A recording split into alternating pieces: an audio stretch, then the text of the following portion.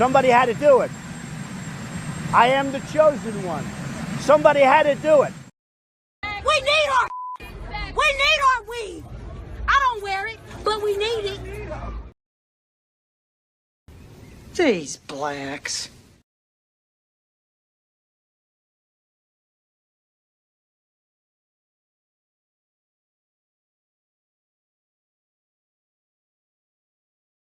So my question to you is this: when we're talking in actual families, real people, why are we talking in percentages instead of real numbers when we're dealing with real people? Okay, because percentages are real numbers. No, percentages, dude, that don't even make sense. Yes, it does. Percentages are not real numbers. Yes, they are. No, they are not. The main majority of race in this country. Yes, they are. White percentages are not real numbers. Real numbers would be percentages 0 through 9. Those are real numbers. I understand that this may be difficult, but percentages are real numbers. I'm gonna have to tell you that if you have to take a percentage of a number, then you're not talking about raw data. You're not talking about our percentages numbers, and we use percentage to pay our taxes. They are real numbers. Oh my motherfucking God. You give me air when I'm holding so tight that I'm breathless.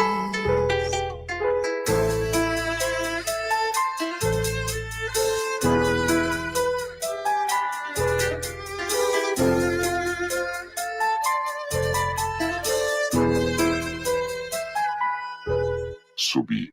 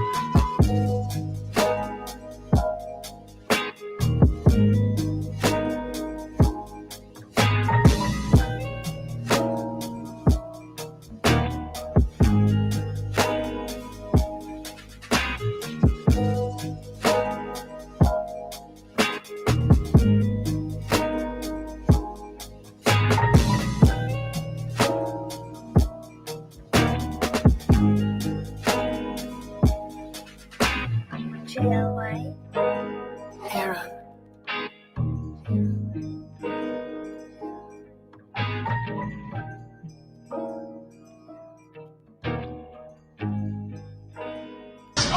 Everybody must eat! Everybody must eat! Everybody must eat!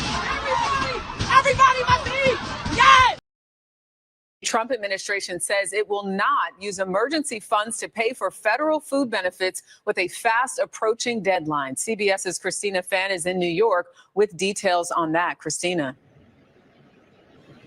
Well, Jerika, 1 in 8 Americans rely on SNAP benefits, and tonight there is mounting worry for them. They might not be able to afford food with money running out 1 week from today. I think people are starting to panic. Food banks around the country are flashing warning signs. We've been having about 7 to 10 new people a day this week. Look at that. That was full this morning. The pantry at Calvary Episcopal Church in Kentucky ran out of food for the first time in its 43-year history. We feel like this is the tip of the iceberg. Members of the California National Guard are now deployed to help food banks in the state. In Massachusetts, 16% of residents rely on SNAP benefits, which provide an average of $187 a month, or about $6 a day. Democratic Governor Maura Healey holds President Trump responsible. Leadership is a choice. And sadly, President Trump has chosen to take away food from people all around this country.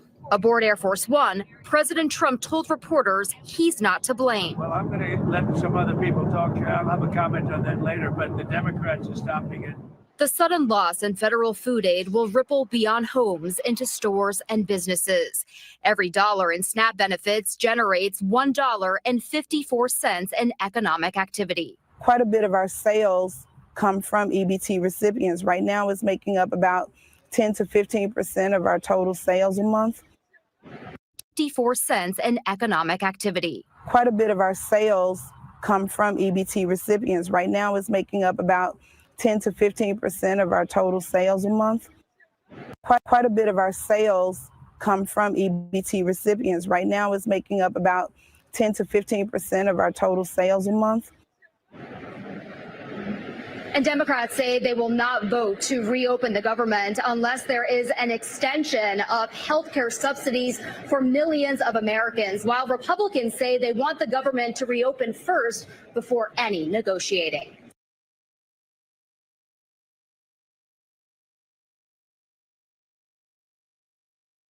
Take control. Take control of your city. Oh, shit. All right, appreciate it. Have a seat for us right here. I'm just putting cups on you right now. You have no idea? You know there's cameras all over the store? Okay, so I'm going to ask you that again. Do you know why we stopped you? Okay. Is there any cosmetics in your bag that I'm going to find right now when I go through it? I mean, I have plenty of cosmetics. We've been sitting here for like the last 45 minutes watching you through aisles, looking around in spots you didn't think there was cameras, and taking stuff off shelves and putting it in your bag. That's why we stopped you. Go through her bag, all this stuff that is from Target. My wife. Your wife? Yeah. Must be nice. Right. Yeah. You got all this money, you get EBT? Mm-hmm. You got all that money in your bag when you get food stamps? I used to. It's just an old time. Gotcha. I wish I did. I wish I did too. I gotta pay for food. It's expensive. You can just put the passcode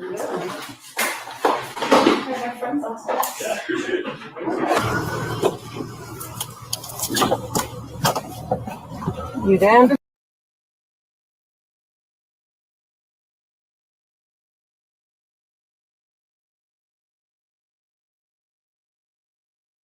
Shut down. There's no food stamps, so I don't have any money for fast food. That means I had to make my own breakfast this morning. Let's go.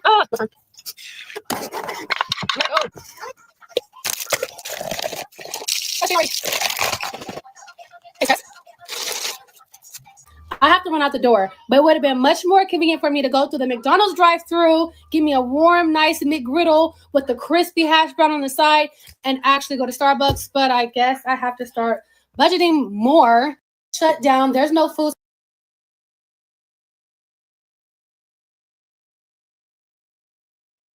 Dear nieces and nephews, if a news station comes up to you and they want to interview about losing your SNAP benefits, decline the interview. If I see you on an news station, I'm going to find you and we're going to have us a good old come to Jesus moment with Auntie.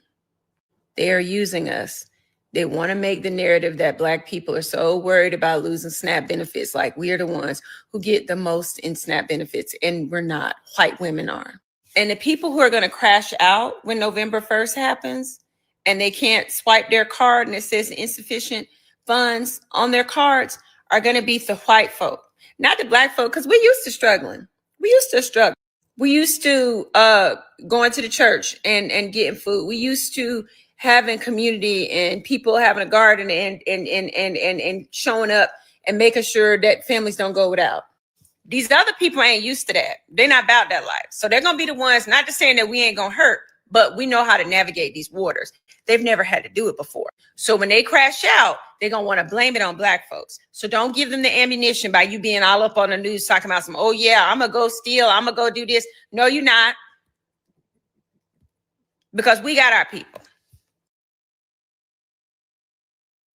Good women are dead. Evil bitches, rise up! Hey, fellas, hold on to your money this weekend. Hold on to you. Don't buy no pussy. Don't buy no pussy. Cause wait the next weekend. Cause them food stamps don't come on the first. Pussy price gonna go down. Gonna go down quick. They gonna be giving out head for eggs and shit. But hold on to your money. Wait the next weekend before you get some pussy. Listen to your boy.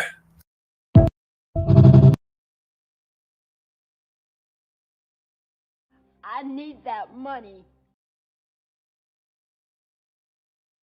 Give me the money.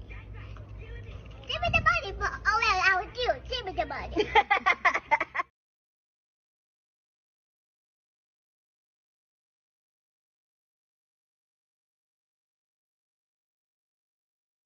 I just wanted to come real fast just to make this video, just to make something very, very clear to the white man.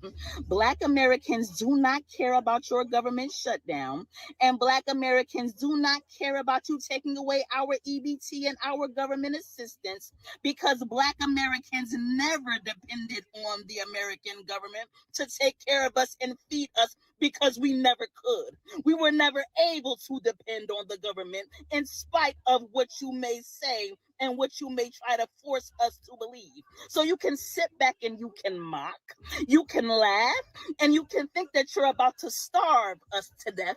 But I'm here to let you know that we are going to eat regardless, even if we have to hunt you animals down and roast and eat you. The delectable crackers and cheese. We will make it happen if we have to. Trust and believe me. And if it takes this government shutdown for Black people to finally come from under the government and understand that we don't need to be paying our taxes into this government, what we really need to be doing is taking care of one another, buying land and growing our own food and building our own nation. If this government shutdown and starvation is what it's going to take, then let the party begin. It's Black power, baby, and we rise.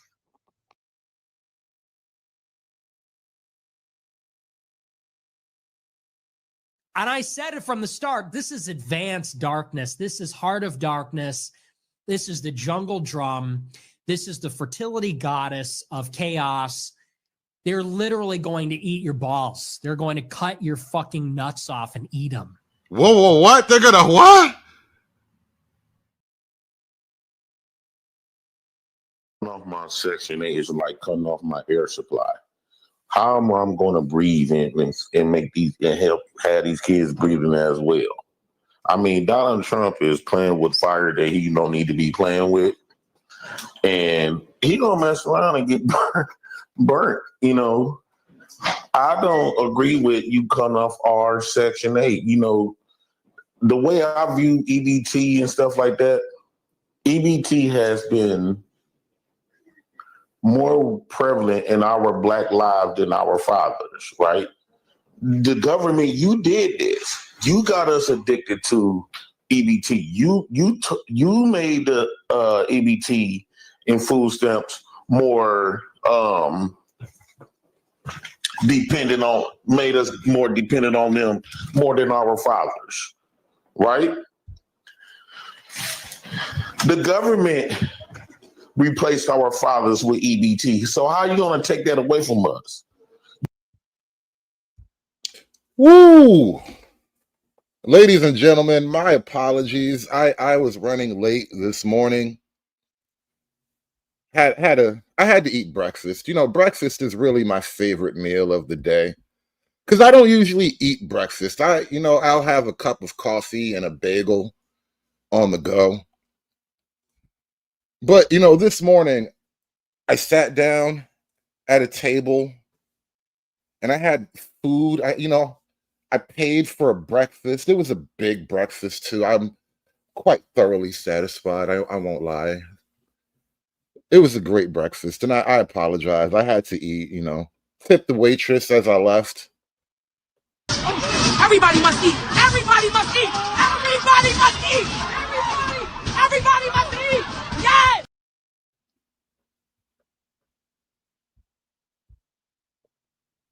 So sorry. I had to take a moment away and eat a cash breakfast.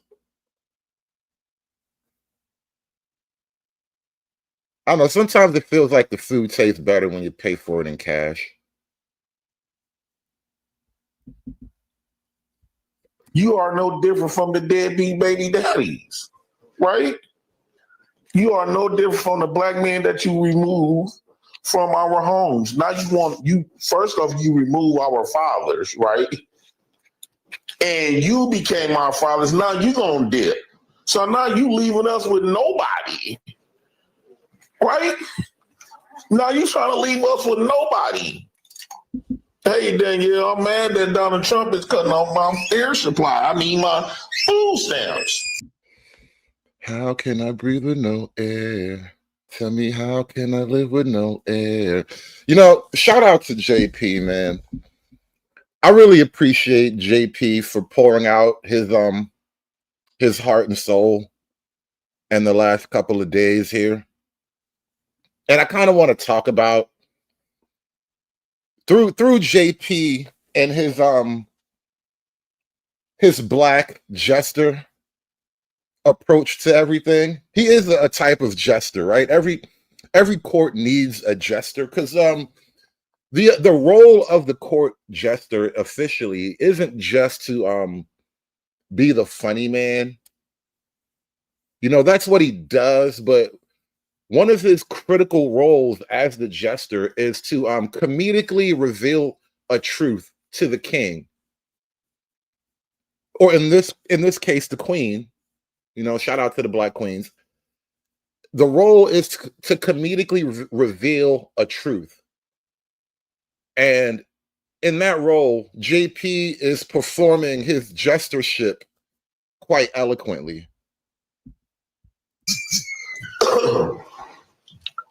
Because I'm trying not to get mad because I'm thinking that it minds. If I come there, if I check my phone on the 5th and my food stamps is not on my bill, I'm going still on a stealing spree.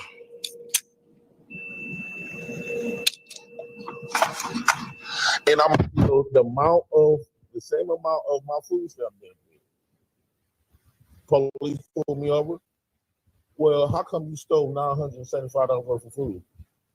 Because that was $975 I was getting in food stamps. Donald Trump, what's up?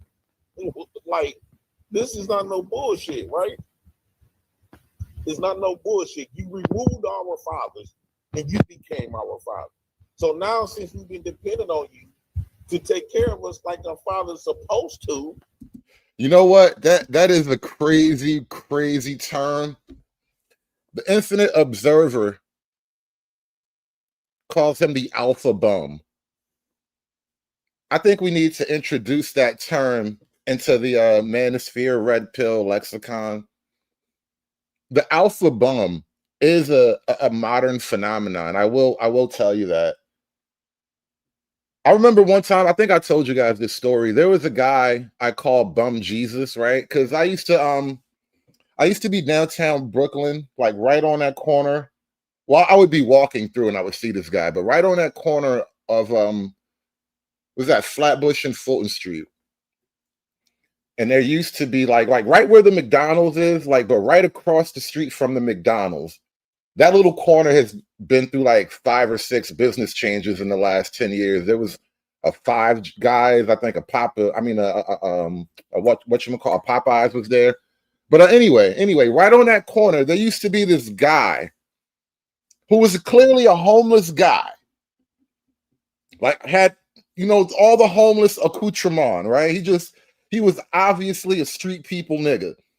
And at first he would be out there just writing on the sidewalk, writing little poetic witticisms and all that. You know, the type of goofy Facebook quotes that bitches be passing around, inspirational nothings. He would be writing that type of shit on the floor. And then eventually I would be like walking by, going back and forth to work, and I would notice that people, mostly chicks, would be like gathered around listening to this dude, right?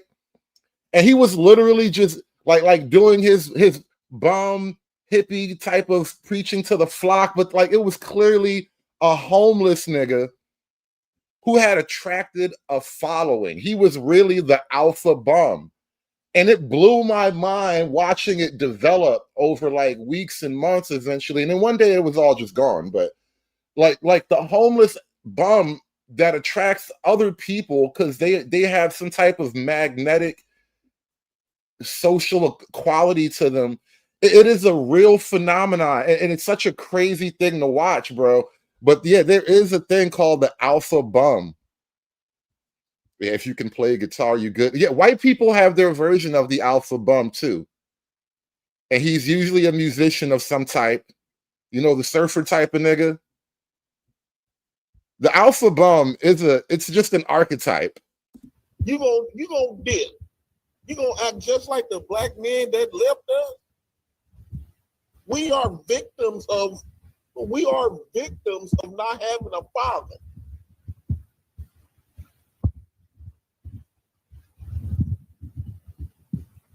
So now who we got to blame? At least when our fathers weren't around, when our fathers did, at least we can say we had the government to run to. But now the government leaving us, now who we gonna blame? You want me on that wall. You need me on that wall. Who can we go to tell on the government?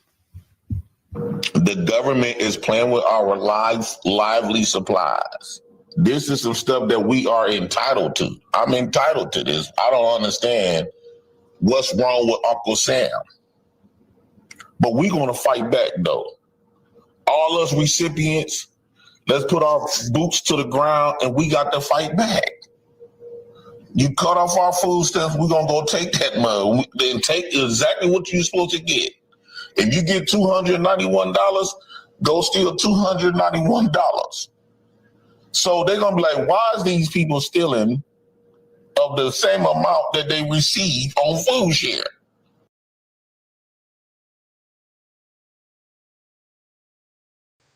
There's no fixing this. This can't be fixed. Right? This can't be fixed. You just have to escape. So that's what I did. I went to a neighborhood where, I have a very low black population. Then they would get it. The motherfuckers was hungry. The motherfuckers was hungry.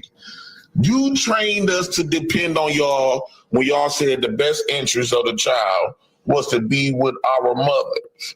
You did this. So you became our daddy, government. I don't care if I'm old. How many people live with their parents at 30, 40? The government used you. We trusted you to be our backbone. I'm trying to give y'all some leeway, okay, for my past 40 years of living.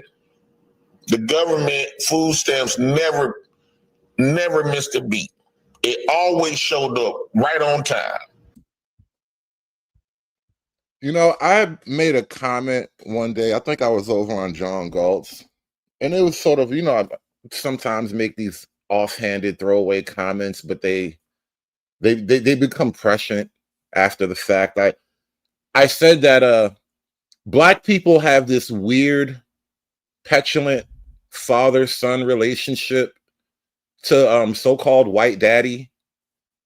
You know, it's like, I hate you for everything that you ever did, daddy. I need money badly, though. I desperately need your help. But fuck you, dad. And here we have a Jay Prince character who he literally embodies that type of sentiment, where on the one hand, you clearly talk about the government as daddy. You talk about the white government as a father figure, yet you almost viciously hate the white man for all that he's allegedly done to you. A way lot better than all of our daddies. Our daddy missed plenty months, birthdays and weekends. So I'm gonna give you this month. Come December, I better have at least my food stamps in half of the last month, or it's gonna be something. Or it's gonna be something. What is gonna be? You gonna act up and make daddy spank you? Are you gonna misbehave so that you get your daddy's attention and then he has to finally punish you?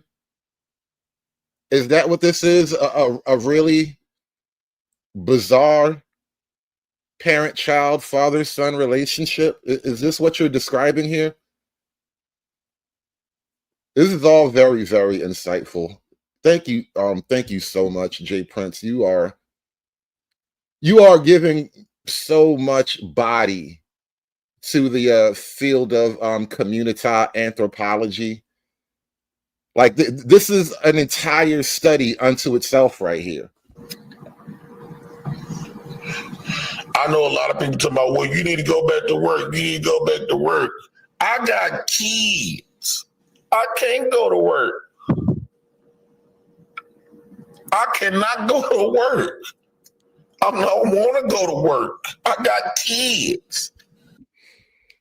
And who was it in this chat? Because it was over here that we coined the term. I can't claim it. I can't own it personally. I wish I could, but I know somebody in this chat called Jay Prince a baby mama. And then somebody doubled down and called him like the daywalker of baby mamas. You know, he has all their strengths and none of their weaknesses, right? And when you listen to him talk, there are moments where the spirit, the logic of baby mama-ism speaks through him.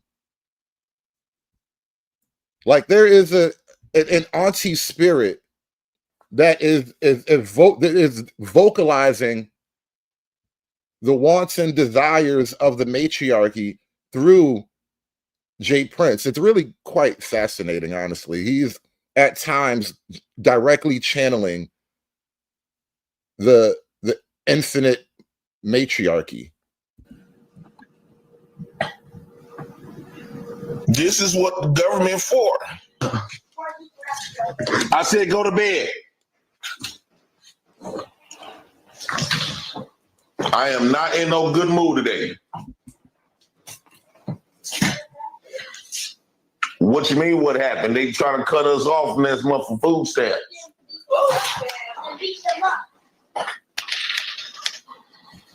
Did you hear that? One thing I'm gonna beat up is that damn grocery store. They better have. I think the grocery store is gonna have locks on all the grocery stores. Did you catch that? We gotta go back a few seconds here. Because they know. One thing I'm gonna beat up is that damn grocery.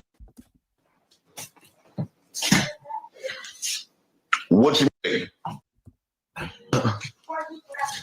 I said go to bed.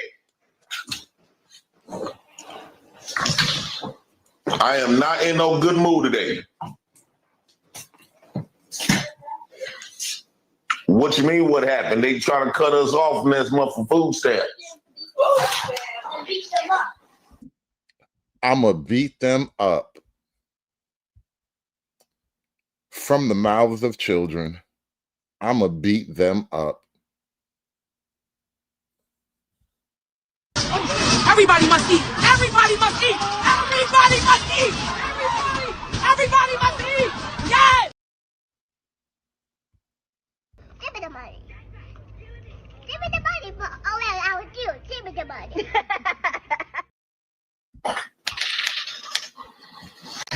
One thing I'm gonna beat up is that damn grocery store. They better have. I think the grocery store is gonna have locks on all the grocery stores, because they know the majority of people come in there is 90% of people that come in there have food stamps. So what they gonna do? They know 90% of us gonna go to the grocery store stealing. So they gonna come November, from November to about November 16th, they're gonna have all the grocery stores locked. Because they know we own some bullshit. They know we didn't get our food stamps.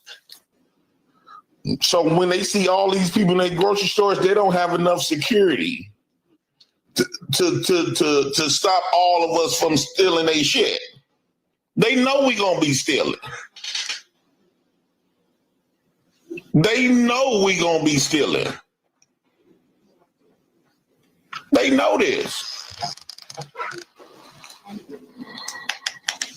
They can't, welfare recipients, let's stand up. They can't take all us to jail. If we do all, and I'm talking about, we gonna lose all the grocery stores. We gonna lose my cousin's house, the bougie ones that spend $10,000 on food every month. That's when we're gonna be visiting our bougie family members, stealing their shit. You're not gonna stop. You can't stop us. You've been in our lives. EBT been in our lives since I was a baby.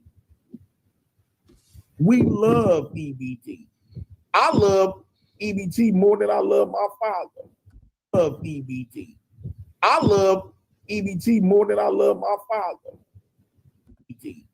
I love EBT more than I love my father.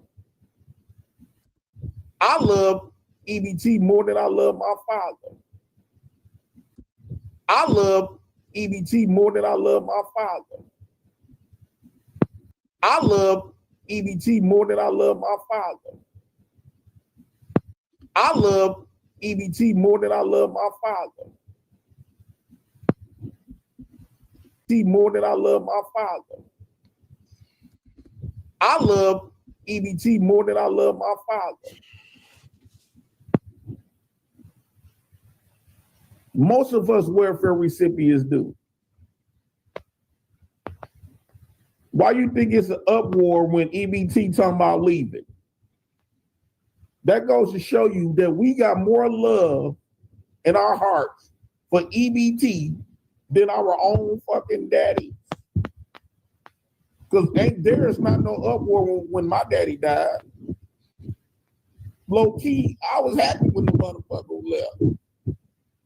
And most of us welfare recipients don't give a damn about our daddies died. But Donald Trump, Uncle Sam, you talking about EBT dying?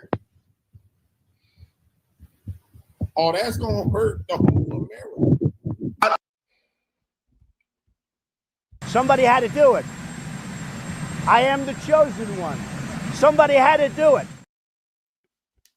I think Donald Trump just doing this to teach us a lesson, to really show how much we really appreciate. I didn't realize the appreciation that we have for food stamps until Donald Trump started playing with our fucking, playing in our face.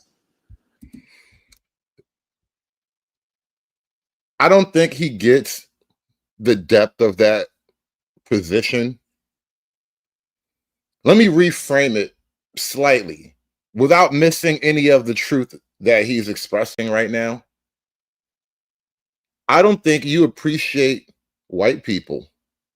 I think you need to stop being so angry at white people, because it's their money that you're missing out right now. This is not black people's money. Like I actually double checked this, thank you, AI.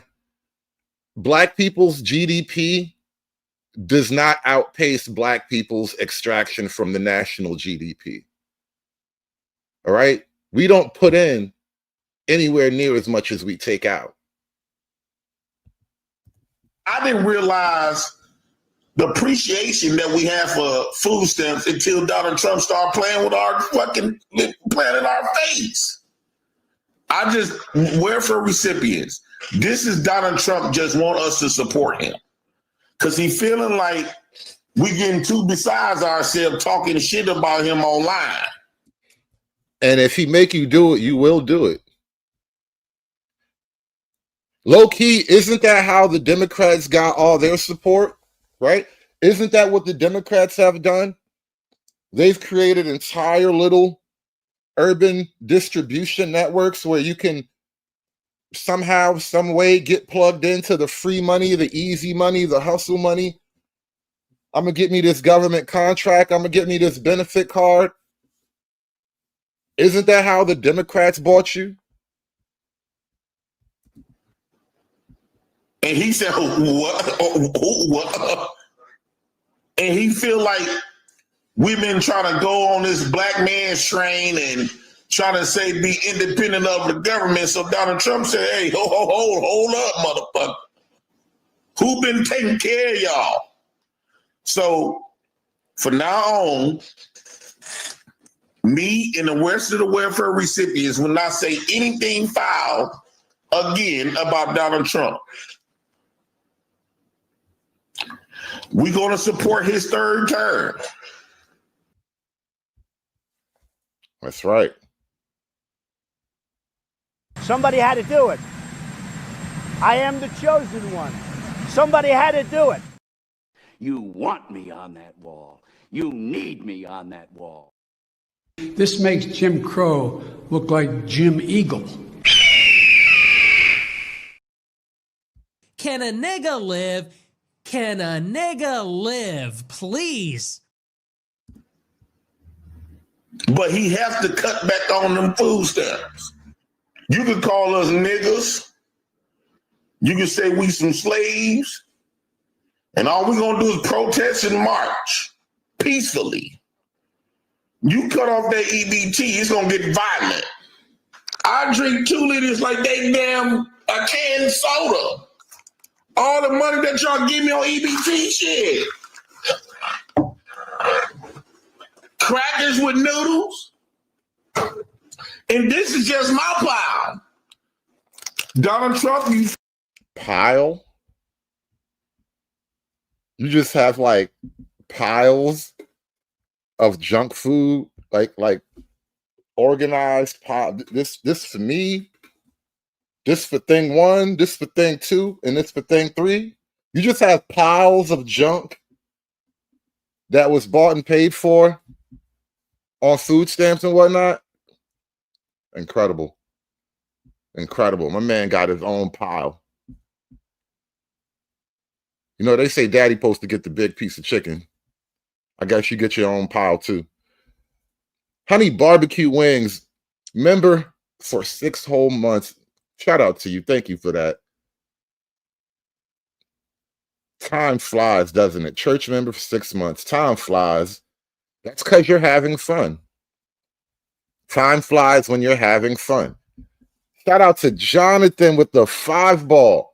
EBTers should have to FaceTime a taxpayer every night and thank them so they understand what time it is. You know, that would be an interesting, like, national unity program.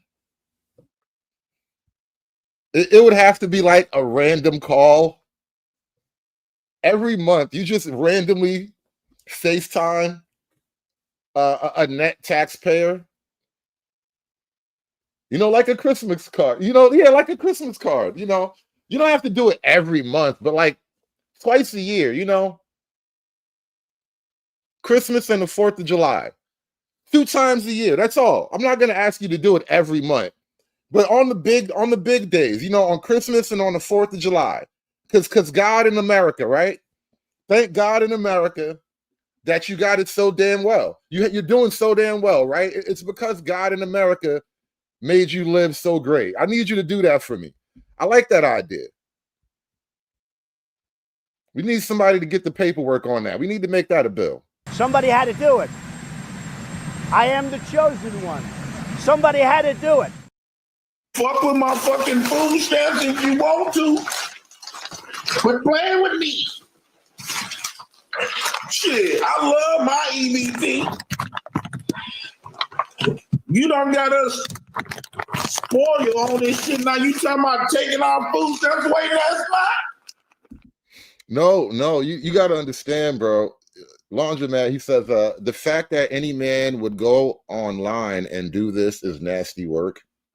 It is. But you must remember, he is channeling the infinite Keisha.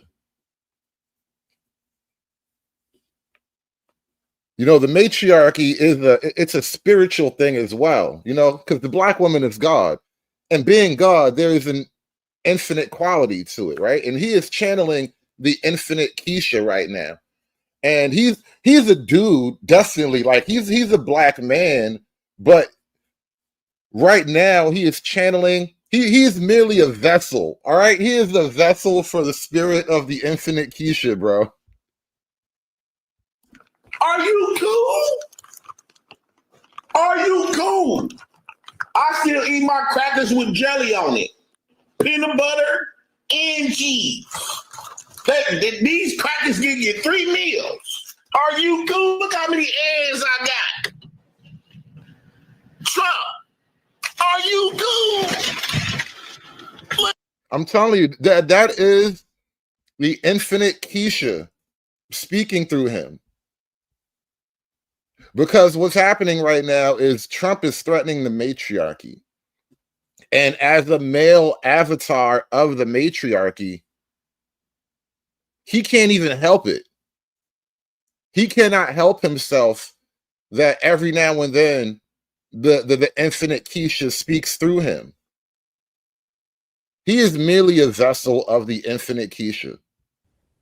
But if man had to find out that his God was a woman, I say the black woman is God, and black woman is God.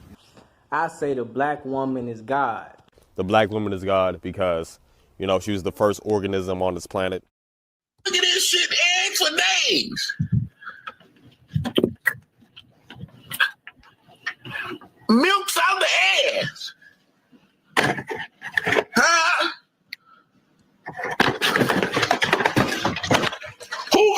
What working motherfuckers gonna be buying this shit? By the cases.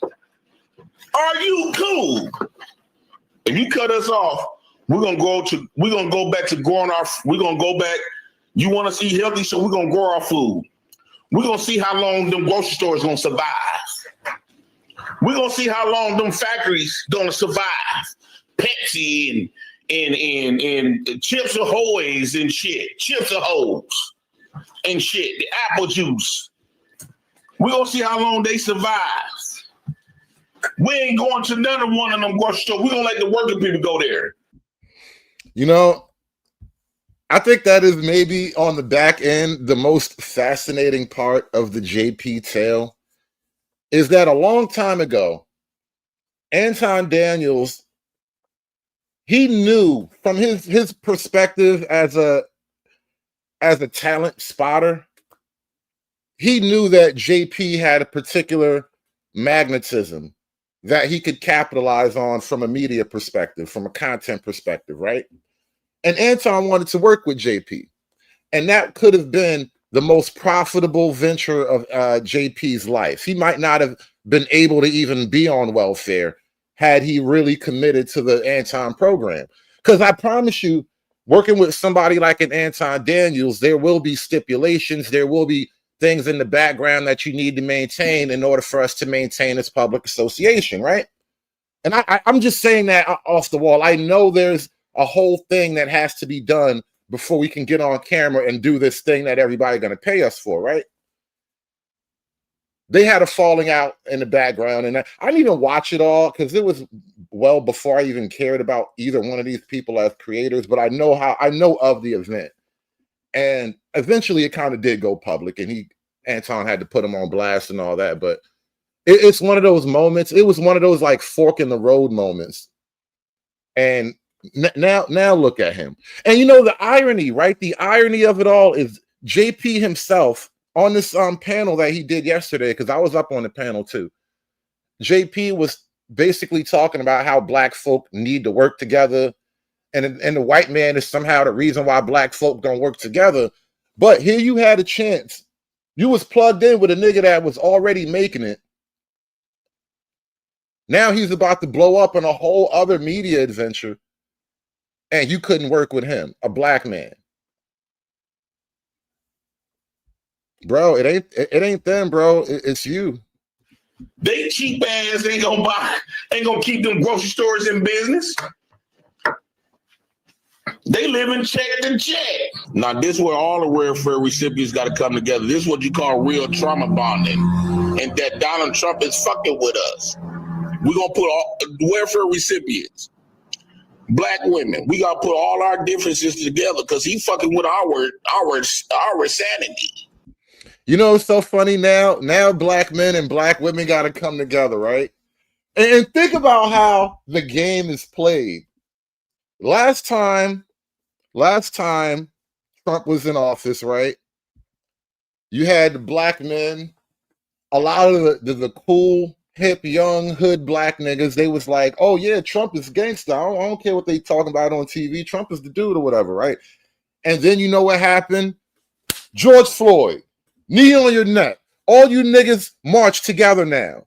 And all that separation, all that black questioning, the narrative, all that kind of fell apart because George Floyd happened and niggas had to stick together, right? And now all over again, we got a new crisis where black men and women got to put our differences aside and come together. We have to end the gender war because these hoes is hungry now. Can't fight a gender war on an empty stomach, can you now? Let me see you wage a 40-year gender war on an empty stomach. I need that money. Everybody must eat. Everybody must eat. Everybody must eat. Everybody must eat. Yes. Good women are dead. Evil bitches, rise up. If you don't have a man, you ain't nothing. You're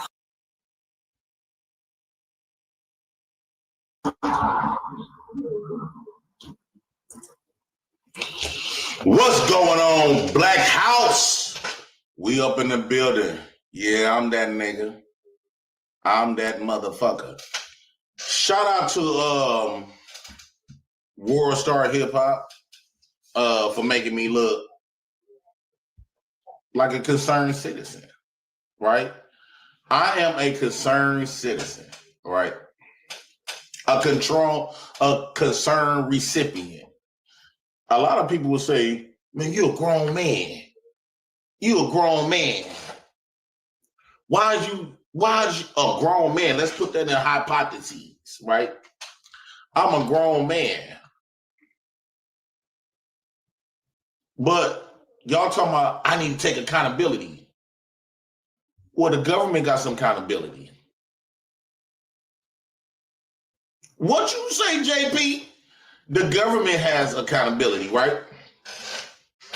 What do the government have accountability for your old ass? And you a grown man.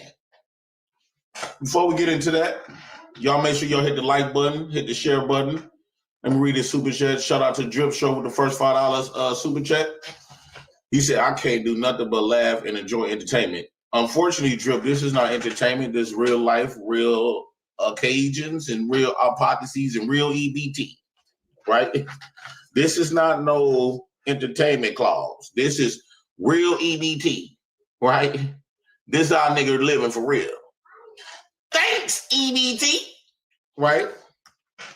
So a lot of people would tell me that, how are you gonna blame the government for your grown ass? Well, The same way we blame black women for having our daddies removed from the homes, right? Let's have a real conversation here. How did I get to this point? How did I get to this point? As a 40-year-old black man who gonna die for his food stamps.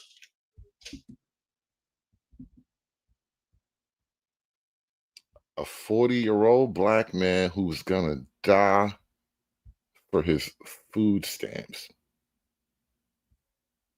And I said it from the start, this is advanced darkness. This is heart of darkness. This is the jungle drum. This is the fertility goddess of chaos. They're literally going to eat your balls. They're going to cut your fucking nuts off and eat them. Whoa, what? They're gonna what? They have rights. They have rights. So fucking what, man?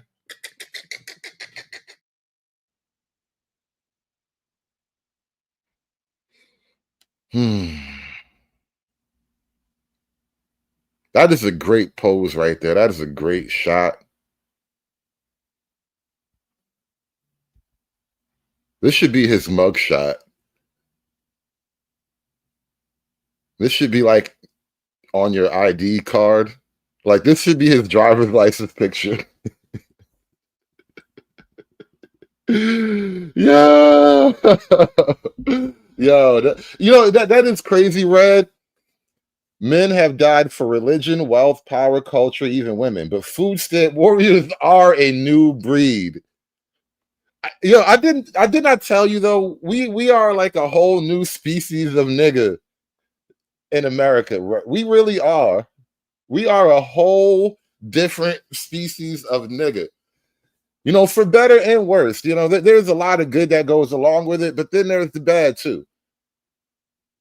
You got to take the highs with the lows. And JP, he represents a particular, not even a particular. He doesn't represent a particular anything. He represents a common disposition, I would call it. I think JP, and I called him a type of jester earlier. I think in that role, he does kind of represent a sort of common spirit among Black America, and not just, the Black men. Obviously, like I'm being tongue in cheek and poetic and metaphorical, but almost quite literal at the same time when I tell you that he is a male avatar of the infinite Keisha. And he described it earlier when he talked about, our daddy isn't there, no daddy in the home. And, the only imprint you can really have at that point is your mom. And then your mom is really like this all-powerful, supernatural being. And then later on in life, you find out that all of her divinity, it really comes from the white man and the government. And now, for women, that really doesn't represent any type of contradiction. There's no cognitive dissonance for women because, they're women. Who cares?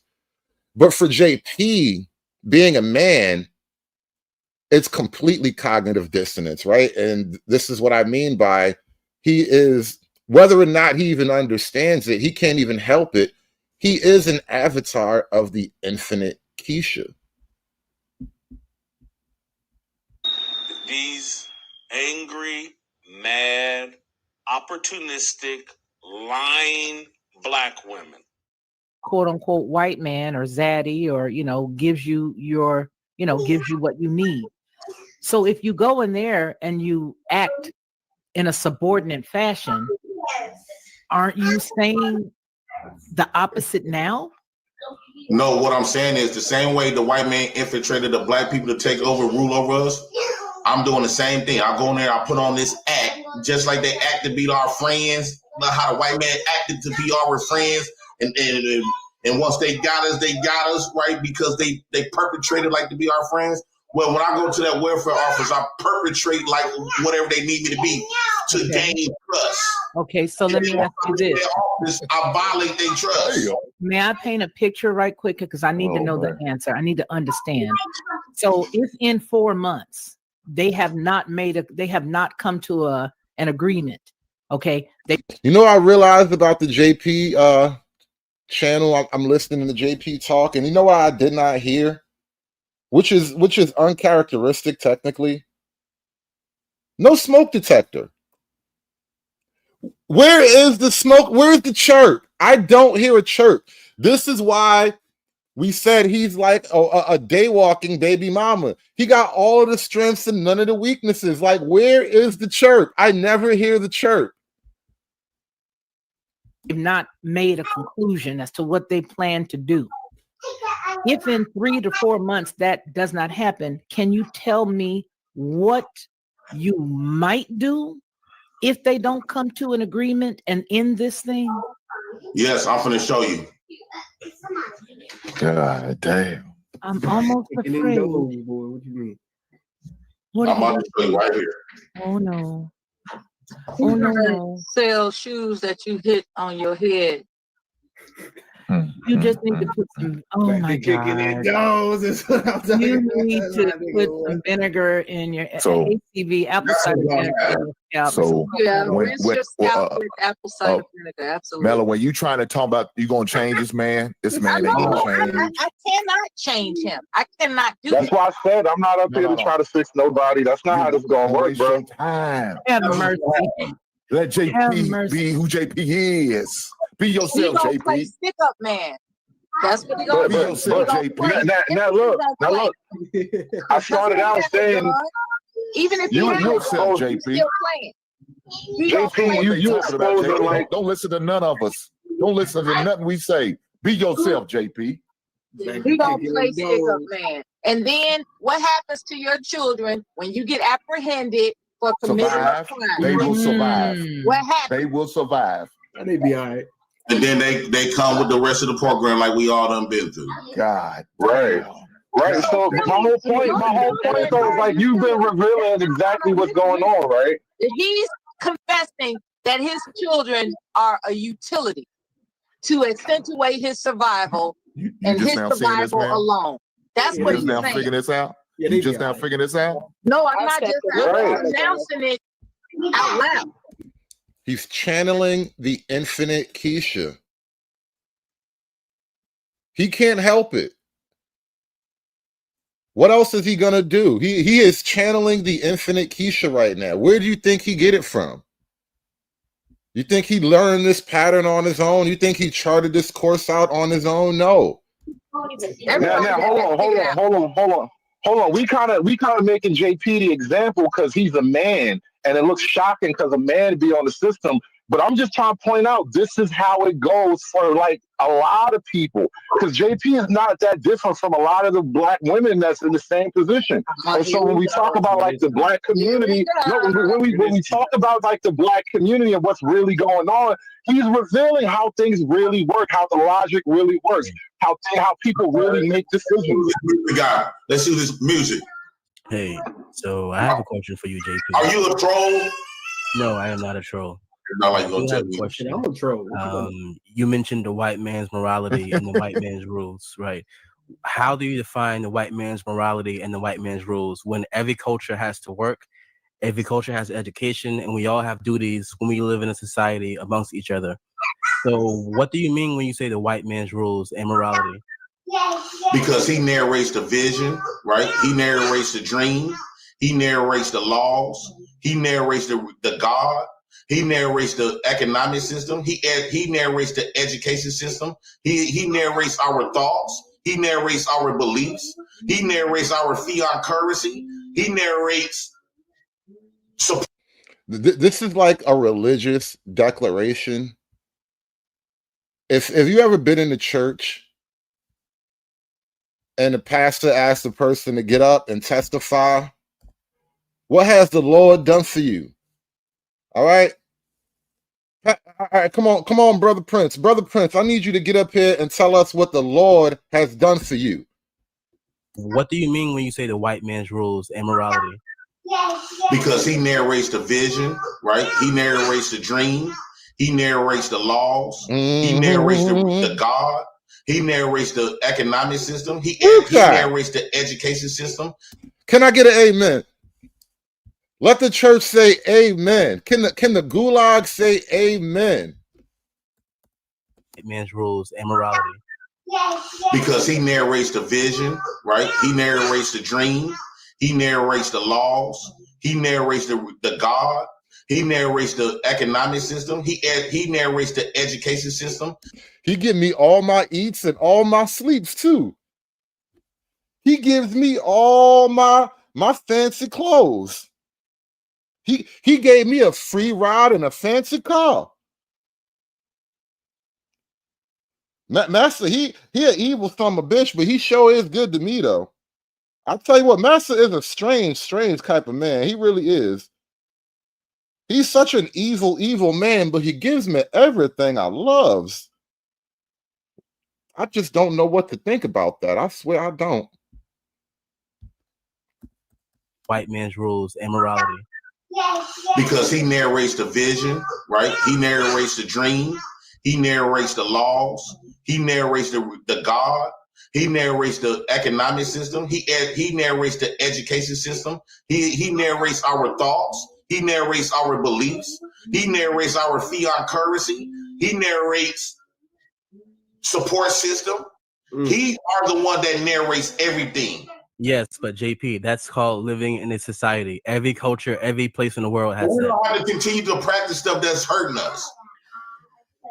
Explain how it's hurting you to follow the white man's morality. Because if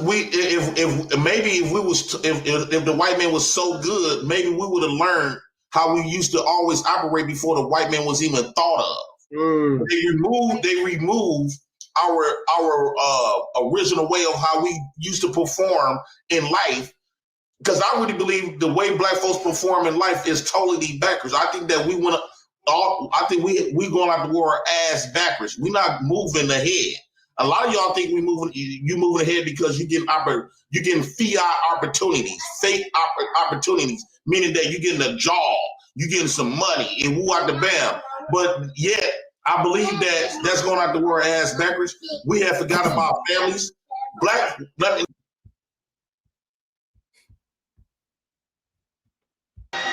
what? Great. Now, what's our motto?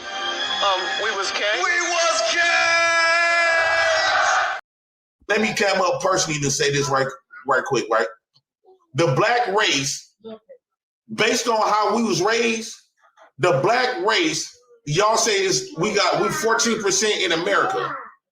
We have wiped out 41 million of black people in Planned Parenthood. Based on the beliefs that the white man say that you. Now it's weird moments like this where he brings up a completely legitimate reality, but he's bringing it up in an unreal way. Like the black mind is really fascinating and amazing. Is an amazing thing to watch. These blacks. You need to make such a certain amount of money to raise this baby, or telling black women like Margaret Sanger. Margaret Sanger said the best way to hate a nigga is hate them before they was born. And they sterilized black women. Now black women is choosing not to have kids. Black men also is choosing not to have kids. Right? So I do believe that we don't care about families. We don't care about what's inside of us. We gave up on our souls. We gave up on a black man vision, a black man dream. Our dreams is synonymous with the white man's dream. Every time I see black people become successful, they start looking, they start walking, they start talking like the white man. So none of this stuff really impresses me, because if I want to see something, if I want to see what black men do when he get money, all I gotta do is turn on any white channel, and I can see the power of the white man. Black men, you don't have your own nothing. You have not built nothing or created nothing that shows symbols of your own black uniqueness. Everybody in America have stole who you are. They stole your Egyptian African history. They stole the way they stole the way how black men. Now tell me he isn't channeling Cynthia G right now. This is like old school classic Cynthia G he's channeling. You know, Black Keisha doesn't have to respect you niggas because you haven't overthrown white supremacy. The white man has taken your culture, your history. You niggas haven't built nothing. You don't run nothing, so why should we respect y'all? Like, this is him channeling Keisha, and again, he doesn't even know it. It is the infinite Keisha using him as a vessel to defend itself. They used to have, because I believe black people were conservative way before the white man. They stole the image of engineering, magical mathing, because I call it magical mathing when I know how to put bullshit together, right? I know how to figure this shit out like I'm doing right now. This is what you call math. So they stole the science. They put a white face on science. They put a white face on math. They put a white face on engineer. They put a white face on reading, right? But when you look at the pyramids, you're looking at all of those subjects. You're looking at reading. You're looking at science. You're looking at masonry. You're looking at math. You're looking at all this other type of stuff. And guess what? Not one white man can figure out how them niggas built those pyramids. So my question to you is this: when we're talking in actual families, real people, why are we talking in percentages instead of real numbers when we're dealing with real people? Okay, because percentages are real numbers. No, percentages, dude, that don't even make sense. Yes, it does. Percentages are not real numbers. Yes, they are. No, they are not. The main majority of race in this country. Yes, they are. White percentages are not real numbers. Real numbers would be percentages 0 through 9. Those are real numbers. I understand that this may be difficult, but percentages are real numbers. I'm gonna have to tell you that if you have to take a percentage of a number, then you're not talking about raw data. You're not talking about our percentages numbers, and we're not. We use percentage to pay our taxes. Percentages they are real numbers. Oh my motherfucking God. Yes, magical math is a thing. We've covered it over here on this channel. It's popped up a couple of times, you know. Ethnomathematics. Look it up. It's a thing. You know, we call it math, M-A-F-F, because it's easier that way. But yeah, mathematics, magical math, ethnomathematics, whatever you want to call it, there is an entirely parallel melanated mathematical scheme that most people are unaware of. Like, did you know we used to actually communicate mathematically through our braiding patterns? Yeah. So we on the assumption that we had to go to the white man's school to become smart. And if you don't know how to speak proper. Hey, brother X, good to see you still around here, man. We had a lot of great moments on your channel once upon a time, man. I'm glad to see you pop up in the chat, brother X, man. This is the Prophet of Thought. Once upon a time, we had a whole Manosphere debate league, like the Black Manosphere debate league over there. A lot of good things happened over there, man. What's going on? Good to see brother X in the chat. Whiteness that y'all call English, you on the slow bus, you on the spectrum. I'll be smoking your Eurocentric education people with my second ninth grade level of dropping out of that white man's school. JP, the problem is you say a lot of things, JP. You say a lot of things without actually defining what you're saying. That's one. And two, you have to realize this. What you explain is how the world works overall. Black people are not a monolith. Every part of the world has their own cultures, their own values. Under the white man, you are a monolith. Oh, yes, black people in general are a monolith. Under the monolith. To the people that ruled and colonized this country, they view all you niggas the same. So yes, you are a monolith. They don't make no substitutes. They look at all niggas the same. Yes, according to the white man who rules America, you are a fucking monolith. JP, I'm talking about the world. The world is bigger than America. That's one. And two, you have to see how y'all think this shit is you're entertaining, living. man. Yo, JP, you have not described or defined any point you made at all. You just say random shit and say that you're smarter than everybody else. Explain to me what the black man's rule is and what the white man's morality is. You still have not explained what that means. The white man's morality is yielded around the Christian belief, right? Yeah. However, the Christians got their beliefs from blacks. But what the white people did, they put too much baking soda on the coat. And now they got dog. Now they turned it to dog food, what you call crack, right? See, JP, you think you slick, right? This is what happens when niggas be trying to bamboozle the audience. He just mixed up his drug references totally. He basically just totally combined 3 different types of drug. They put too much baking soda on the coat. And now they got dog. Now they turned it to dog food, what you call crack, right? Dog food is actually is heroin. Like there's all kind of street names, you know, girl and boy being dope, heroin, girl being cocaine, white girl, that type of thing. And there's no amount of baking soda you can put on your Coke to turn it into dog food. It is an impossibility. It is a chemical impossibility, all right? It has been tried. We have experimented in many a way, and you just cannot turn your girl into boy, all right? Scientific fact, all right? On many, many levels, it is a scientific fact. You cannot turn your girl into boy.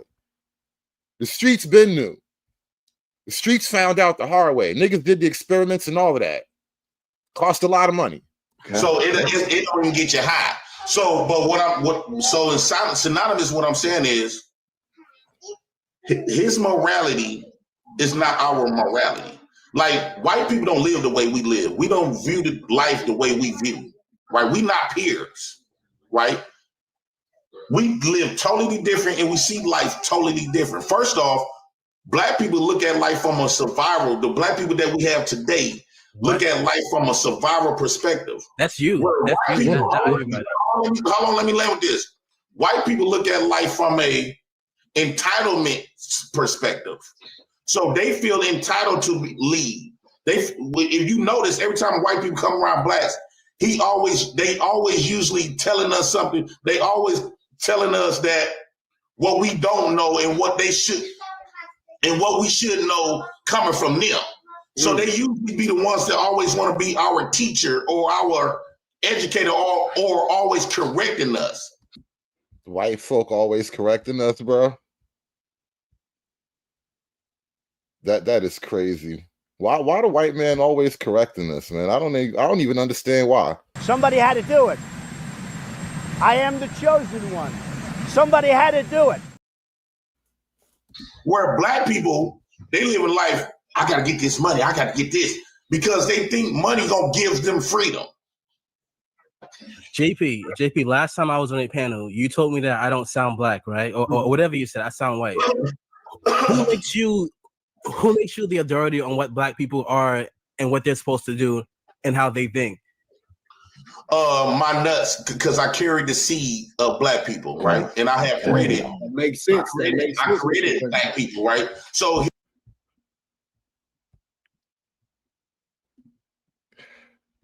you know what? I'm tempted to make all kind of jokes about that, but I'm afraid any direction I go in is like every door is a dead end. You know what I mean? Every way I go in this joke direction is gonna take me to a dark place, and I'm trying to keep this show light and fluffy.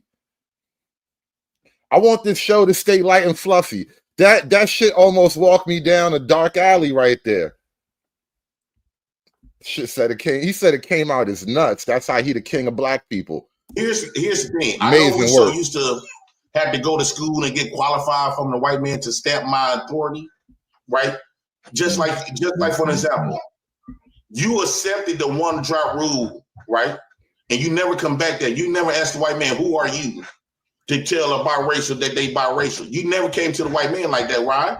Because he got power. But as a black man who has the seed of creating black people, I don't need no white man to stamp that for me. It's already stamped. Well, it's in my nuts. It was already stamped from the moment my mama found out she having a boy. GP. I'm gonna be the nigga that repopulate black people. So I don't need white people to tell me that I'm the voice of niggas because. Can you imagine what JP could do if he had an infinite food stamp card? He would repopulate all of Black America with the power of his Infinity Stone food stamp card. He could repopulate an entire Black demographic. Now the downside is we would all be children of JP, but you know, the nigga willing to do it is what I'm saying though. He just need that white man to give him that EBT Infinity Stone, and he be on his way.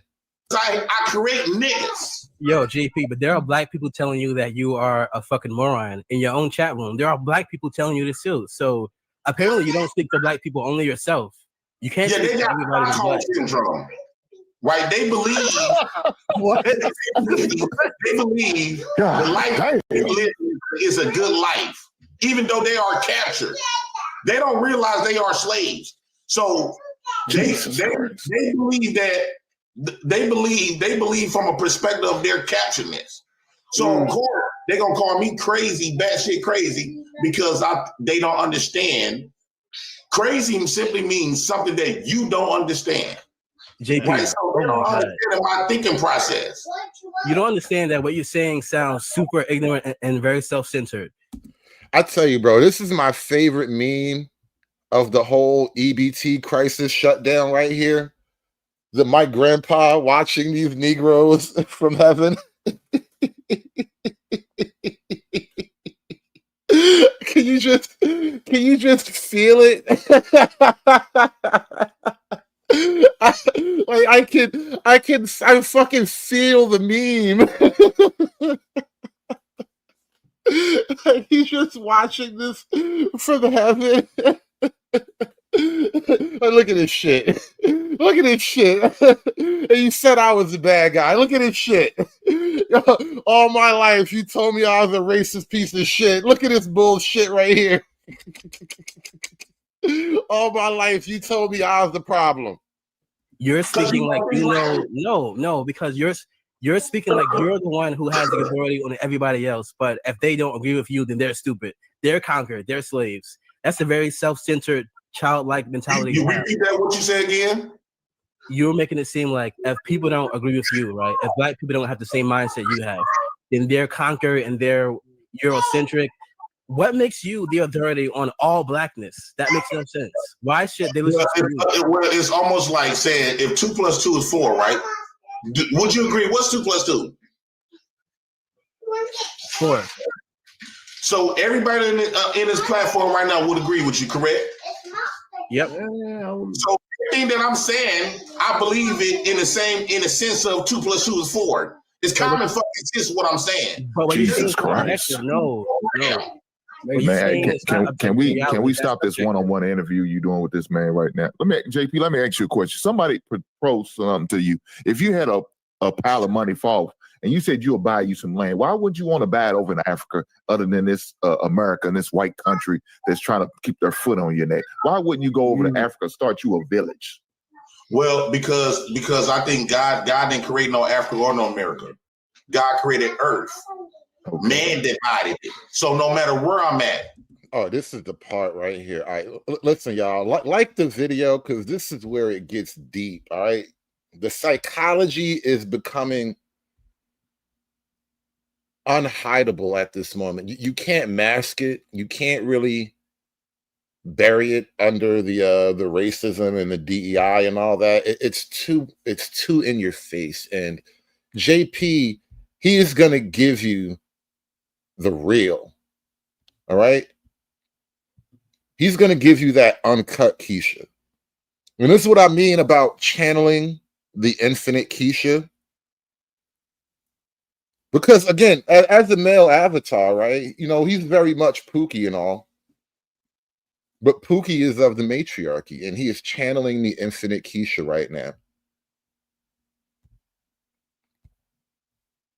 Hit that like button, y'all. Shout out to Bluff City Nerd with the 5 ball. It's like Idiocracy runs deep in the community. That's what that movie was really about, in my opinion. Oh, we definitely have an Idiocracy in the community. And I think in the movie Idiocracy, there really isn't a lot of black people. And people say that, well, you know, the creators were afraid to put black people in that and make them look like that. But I think if you really ran it that far into the future, the black people would have just died out and nobody would have remembered them anyway. This land is not created. This land is not ran by no man. All of the resources coming from the earth, right? All what you houses, buildings, food, animals, woo out the bell. That's God creation. That ain't no motherfucking man shit. Don't know man. You didn't answer the question though, JP. God's creation. So you didn't answer the question. Okay, why wouldn't you go over to that side of the country, of the world? I don't have to move around from nowhere. First off, I believe black people was here before. I think black people in the same position of what they told us what the Indians was. I think black people have lived in this. I think black people's all over the globe. Okay, but you saying in the country we're in right now, you saying it's ruled by the white man. You can go over to there in Africa and find you a piece of land. You could purchase it and be ruled by you and your black nation. Why wouldn't you do that? The reason I won't go because I'm afraid to, because this is all I know. A lot of us is afraid of the unknown. And another thing that I'm afraid. It's all you know, brother JP? This is all you know? Hold on. Let's take a minute. I just want to take a quick station break. Look like we have some breaking news. A shout out to the Holy Book of 304s. Yes, that is the Holy Book of 304s. Get it again. Okay, I'm going to say it again. I come in the name of Jesus. Repeat it after me, bitch. I come in the name of Jesus by the power of the Holy Spirit. According to the Holy Book of 304s, in some states, the EBT and SNAP deadline is already cut. I'm sorry, in some states, the EBT and SNAP is already cut. October 27th is the deadline for the government shutdown. Hey, fellas, hold on to your money this weekend. Hold on to don't buy no pussy. Don't buy no pussy. Cause wait the next weekend. Cause them food stamps don't come on the first. Pussy price gonna go down. Gonna go down quick. They gonna be giving out head for eggs and shit. But hold on to your money. Wait the next weekend before you get some pussy. Listen to your boy. Hey, fellas, hold on to your money.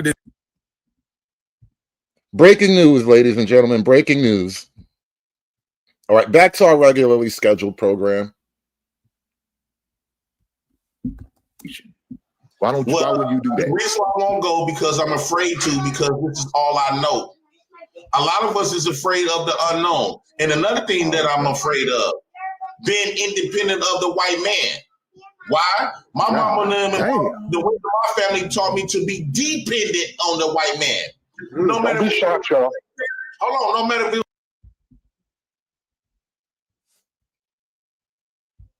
The infinite Keisha is speaking now.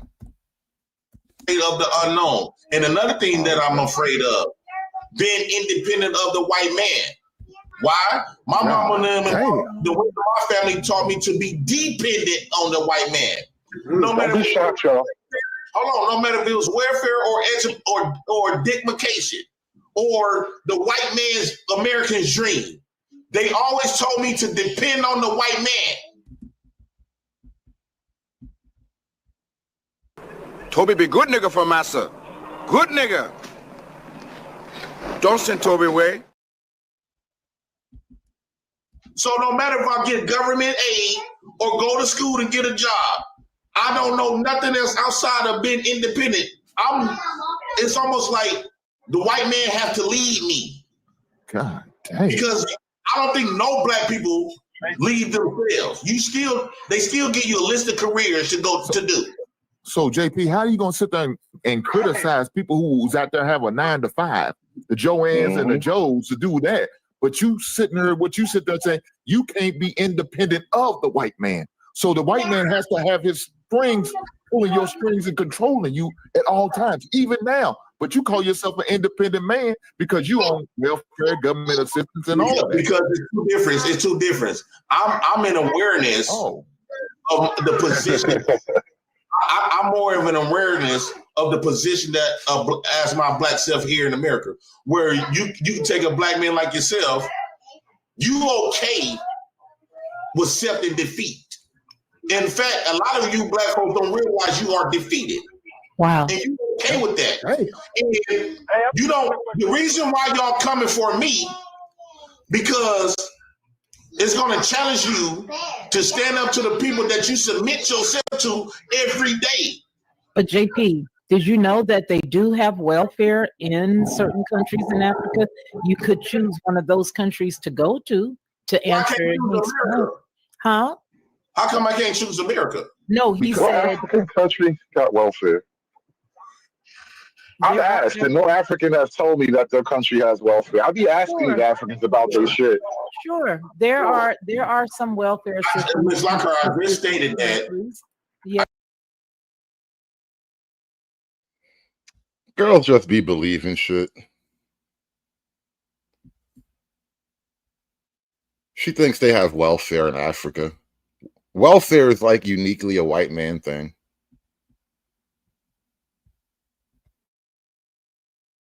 I just stated that I have been conditioned to be solely dependent on the white man to the point where, and this is what I learned from black women, black women taught me to be dependent on the white man to the point where I'm afraid to be independent of them, which means is if I move to another country, I'm so used to white men leading us in that direction to the point where I ain't gonna know where to turn to, what to do. So right? So you a white man's puppet. Man, we was taught to follow behind white men. So even though black men can, or black people can move in any other across the globe, they still gonna be dependent. They still gonna need white men to think for them. In so many words, we have been raised like a woman.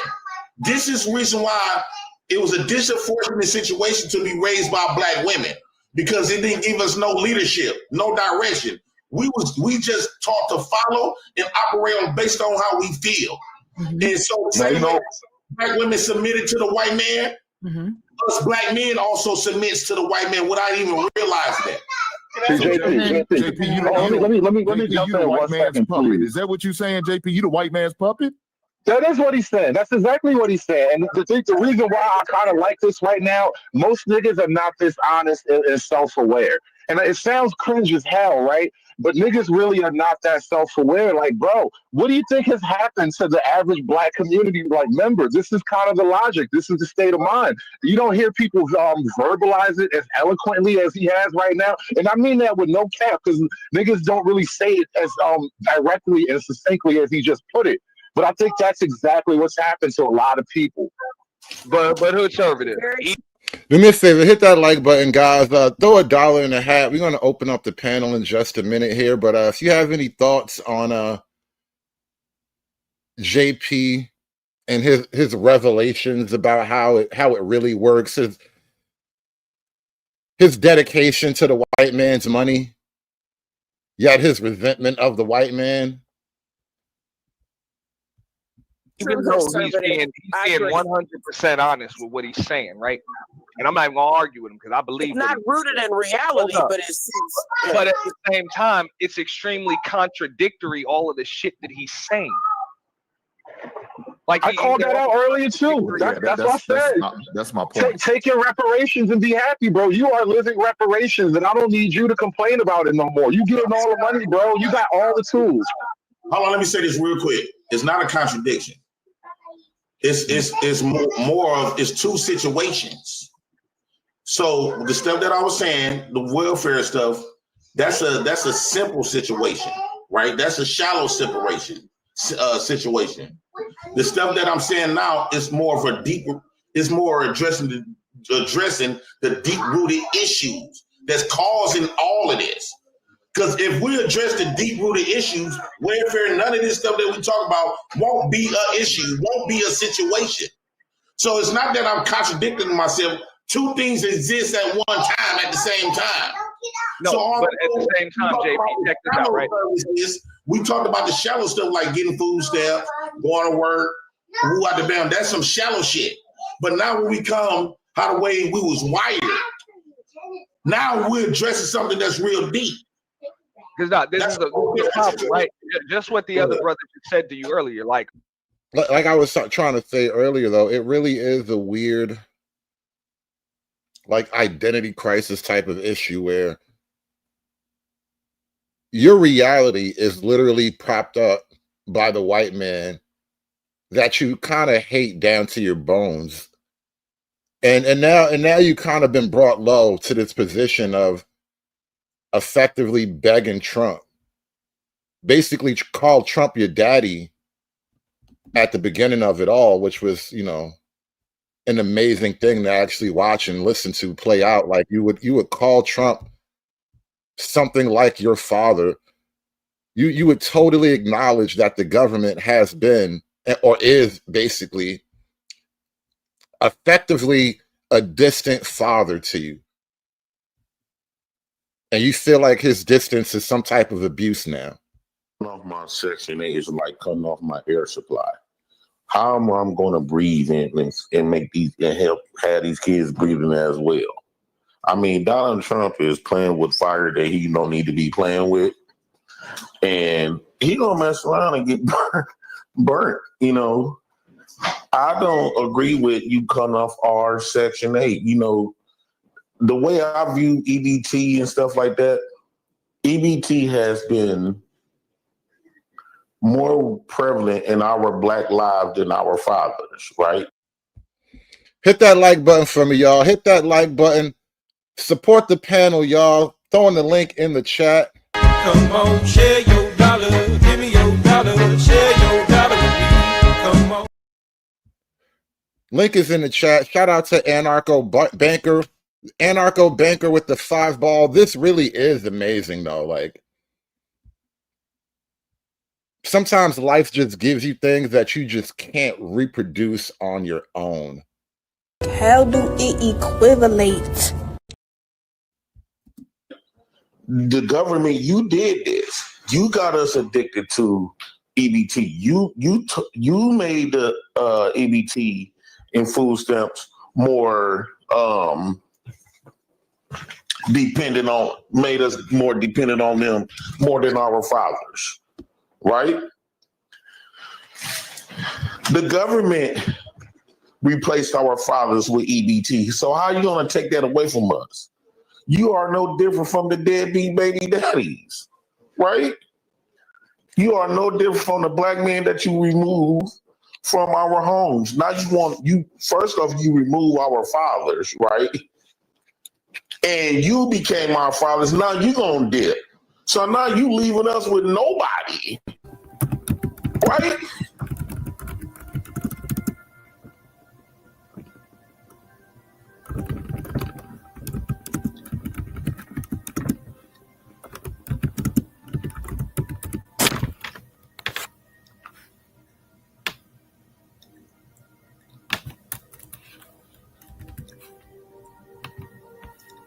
Damn, I was all muted.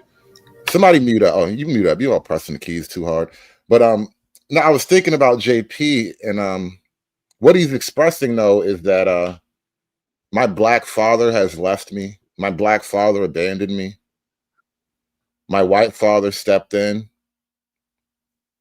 He's a distant father, but at least he gave me money. And now my distant father is abandoning me. My distant father is no longer providing for me. His distance was already painful, and now he's removing all of his quote unquote love. And it's painful. It hurts financially because I don't know what I'm going to do about the money. It hurts emotionally because how could you do this to me? And I don't know what to do with that type of pain. I don't know what to do with these intense emotions and these feelings of desperation and abandonment and loss and betrayal. Even I feel betrayed, and I may lash out in moments of impotent, blind anger and violent rage. I may break things. I might break people, because what else am I to do with all of these feelings about my distant fathers who've abandoned me one at a time in their own turn? What am I supposed to do? We have a panel up here now, ladies and gentlemen. Thank y'all so much. Remember to support the panel, y'all. They about to come and eat all my nachos and drink up my juice boxes and shit like that. Come on, share your dollar. Give me your dollar. Share your dollar with me. Come on. And thank you to everybody who has dropped some donations in the hat. Let me read a couple of these super chats and we're going to get to the panel. Shout out to Sam with the $4.99. Thank you so much for that, bro. We got Mystery Enigma with the 233. Real ninjas believe in keeping these O's quiet. You know what? One time before we get this thing going, a hoes mad for the gang. Hoes mad. Hoes mad. Hoes mad. Hoes mad. Hoes mad. Hoes mad. This is about targeting women of color in the United States of America. Don't tell me, because I didn't get a single apology. Time has expired. My life was threatened. Thank you. Hoes mad. Hoes mad. Hoes mad. Hoes mad. Hoes mad. Hoes mad. Hoes mad. All right, first up, we got Mystery Enigma. Let me throw this at you, Mystery. JP has lost both his fathers, his black father and his distant white father. Any thoughts on that? Thank you for having me up. I think it's weird because he is a father, right? He talk about his kids and all that, and it's just weird that he's just up here talking like this, knowing that he has kids and everything. Like what do you like? You would think as a father you'd be embarrassed to even go down this route where it's recorded, and then you got your son there, and then like let's say it's like 10, 15 years down the line, and he pulled up this video like that's my father right there, talking about. He can't live without food stamps. He can't do for himself. He can't do for us. He couldn't do for anybody, right? Like that, you can't blame on the government, right? At what point does personal accountability take place? That's what I want to know.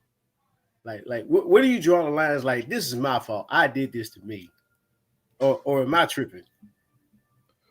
Well, I don't think it exists for him. Nah, you're tripping. You're tripping. It doesn't exist for him at all. I mean, obviously, personal accountability, it's an abstract concept. And were you here for that whole discussion with SKC and I about African time and abstract thinking and all? It was quite revealing. Well, yeah, I was there. I heard that. And I understand you don't have a concept of abstract.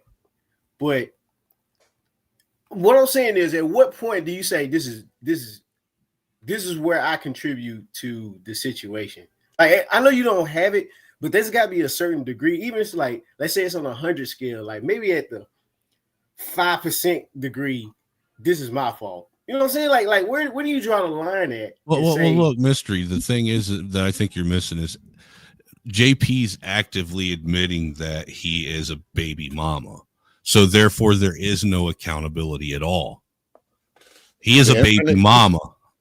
Yeah, the infinite Keisha. And stop cutting in line, Snowman. I want to get to Freeman's journal, man. What's going on, Freeman? Mic check. Freeman, will you stepped away? All right, we're gonna come back. Mr. Oh, okay. There you go. You on in another room for a minute. I was gonna ask Freeman's journal to comment on the black father, white government father dichotomy that Jay Prince is kind of talking here. Well, no, it's not so much a father-son relationship. They're pets, right? It's a different class of Homo sapien. in Western civilization. No, I'm dead serious. I'm not trying to be funny. Did you just say they're pets? They are pets. Literally a different breed of nigga. No, I'm dead serious. Like from a zoological perspective, you would not classify. Zoology. Are they at least AKC registered? I'm glad I had a good breakfast. All bringing up zoology and stuff, bro. All right, let's slow this down. Start from the top. Jokes aside, right? It's an animal, right, that exists, right, through specific stimuli, right? It gets the EBT, it goes to the store to get the EBT, and food pops out, right? This is like how they try to test ravens for intelligence, right? You press the button, piece of food pops out, right? You're just adding an extra step, right? It's the same experiment with more steps, right? So you get to the end, and it's like it is a human being with no skills or no way to do anything else to get the food. You know what I mean? I mean, what else would you call it? If you were describing this from the outside, let's say you're not, you just turn people into pigeons and you look at it, right? This particular pigeon is in its cage, right? It presses the button with its beak, and seeds come down the chute. Right? Now, other birds, right? They know how to go out and hunt and get some food and whatever, right? They do the things everybody else does. But this particular bird, it clicks the button and food pops out. That's what they know. I'm sorry, I can't stop laughing. I had to mute up, but I just can't stop because it really is true. Like, you just walk in the store and all this food pops out. It's just there for you. Yeah, they look. They did the button pressing, however, whatever that is. That's signing up for EBT, right? And once a month, right? The EBT pops out, and then they go to the store. They present the EBT. They get the food. I mean, it's the same process with more steps. That's all it is. You want me on that wall. You need me on that wall. Remember, how many times have I said an uncomfortable number of Black people are going to end up going back to the fields? That they need to go back to the fields. You cut off EBT, there's an entire subculture based on getting money from the government. And it's been so, some of these people, it's been that way for generations. You know what, though? On the plus side, I think we'll start making really good music again. Have that real pain, because you need that pain to make good music. The blues and shit will come back. I think they'll disappear the way poor whites, don't have a voice in America. Poor Blacks won't either. It'll just be like they're gone. Thank God. Now the cities are livable. Mr. O, white government zaddy. Any thoughts on this thing? Jay Prince went viral on World Star for this, right? Congrats, boy. Now the whole hood knows you're a baby daddy MVP, most valuable parasite, sucking the system dry while he trying to grind. I can't stand this snitch.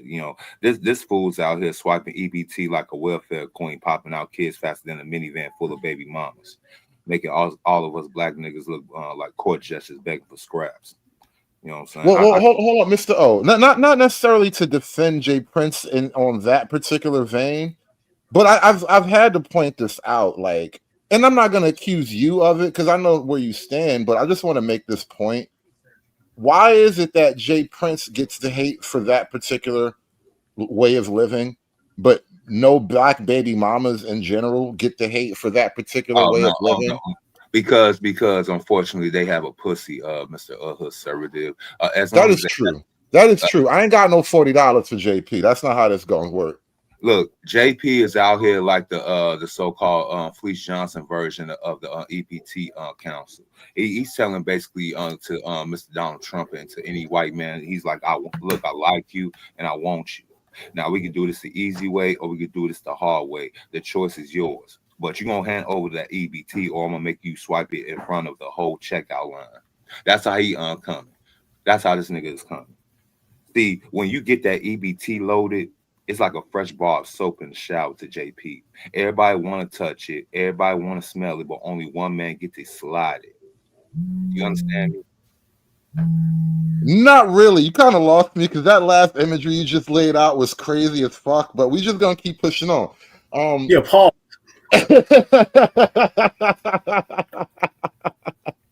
I'm just saying.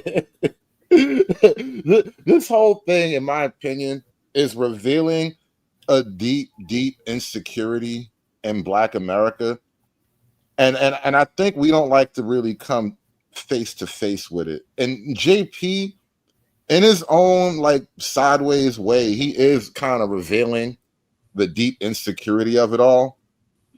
Because like it's on one level, as men, it's shocking for him to be like, you know, our daddies are gone. You replaced our daddies and all of that stuff, right? But he's not necessarily talking about just him. He's talking about like an experience in life that is way more common to the Black condition than I think we don't give credibility, we don't give credence to. And so he's revealing something about, you know, Black folk. He's holding up a mirror in a lot of ways to Black America. He needs the white man's check to feed his kids though, but hates the white man enough to blame him for the munchies.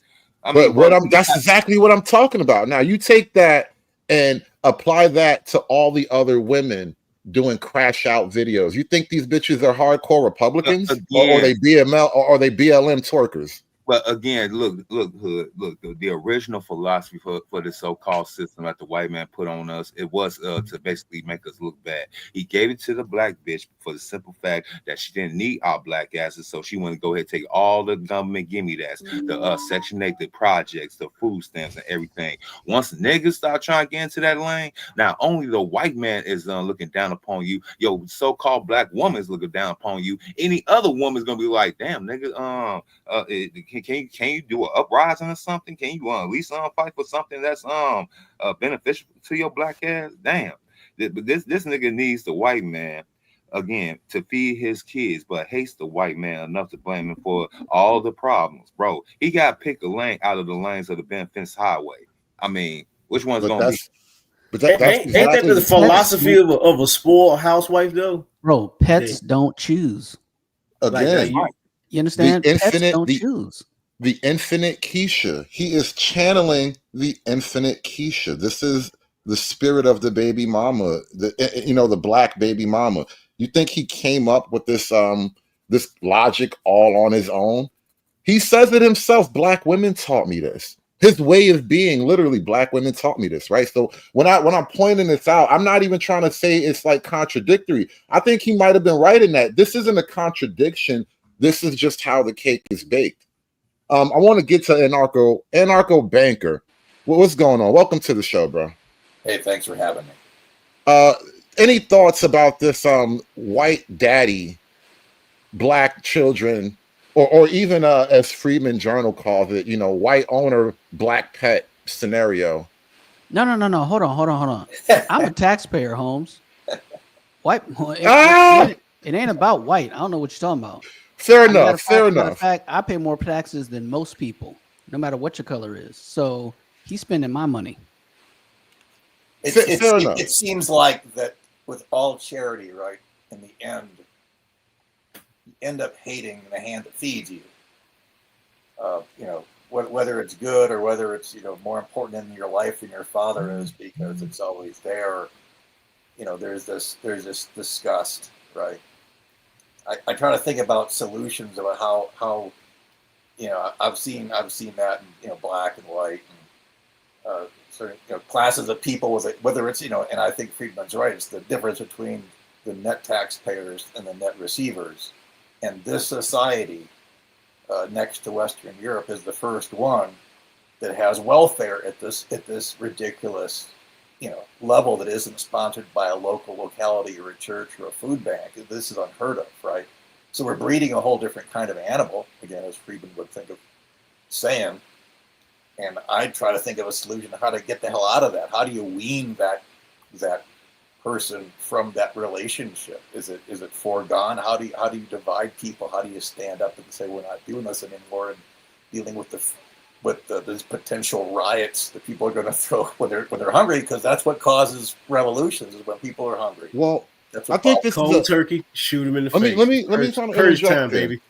I want to point something out because this is like a white problem, and a racial problem rather. Yet it's not technically a racial problem, and this is why I say that. And I pointed this out a minute ago when the lady on the panel tried to tell us that Africa has welfare states, right? Like I can't name a country in Africa that has like any welfare system. I don't know if that's really a thing. And if it is, it's probably like literally a bag of rice or something like that. But I really think that this idea of a welfare system for your people at large is mostly a European thing.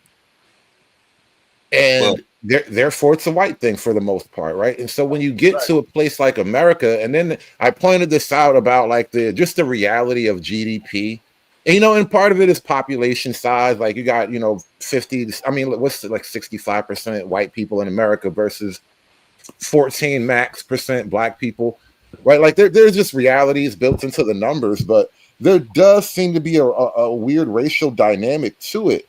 Now that being said, historically, Europe has always dealt with this type of problem. The poors always get a little bit rowdy, and every now and then you got to crack down on the poors.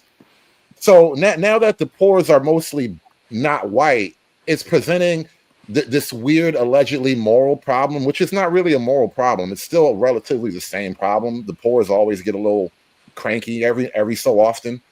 But we're stuck on this moral thing because we think race is a sin problem. We think racism is a real thing and therefore it's a sin.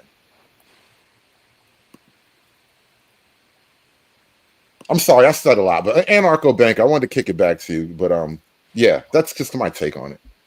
Yeah, it is. It is like it's Western Europe. It's a Christian motivation ultimately, right? To try to take care of people. Doesn't exist anywhere in the world. Doesn't exist in Asia. Doesn't exist in the Middle East. Doesn't exist in Africa. And it's another mistake of the maturation of humanity to say that the safety net will ultimately be overloaded, and without hard limits, even the limits like the Bill Clinton tried to put into place. Work time. He's the first guy in my life who kept talking about reducing welfare rolls because it's getting out of hand, because it will get out of hand, because as soon as you can get free, who's going to give up free? Nobody's going to give up free. So I just when I listen to this show, which I love so much, and these panels that are so great, and however when they're so freaking honest, I just try to I move towards solution. How do you get out of this? And I think the first thing maybe is how you responded to him in that Huruba is saying he is being honest, even though it's cringe, even though it's horrendous, he's being honest. And then finally we lay it on the table. It's like, this has got to stop. Well, I don't think it's based on Christianity, first of all, because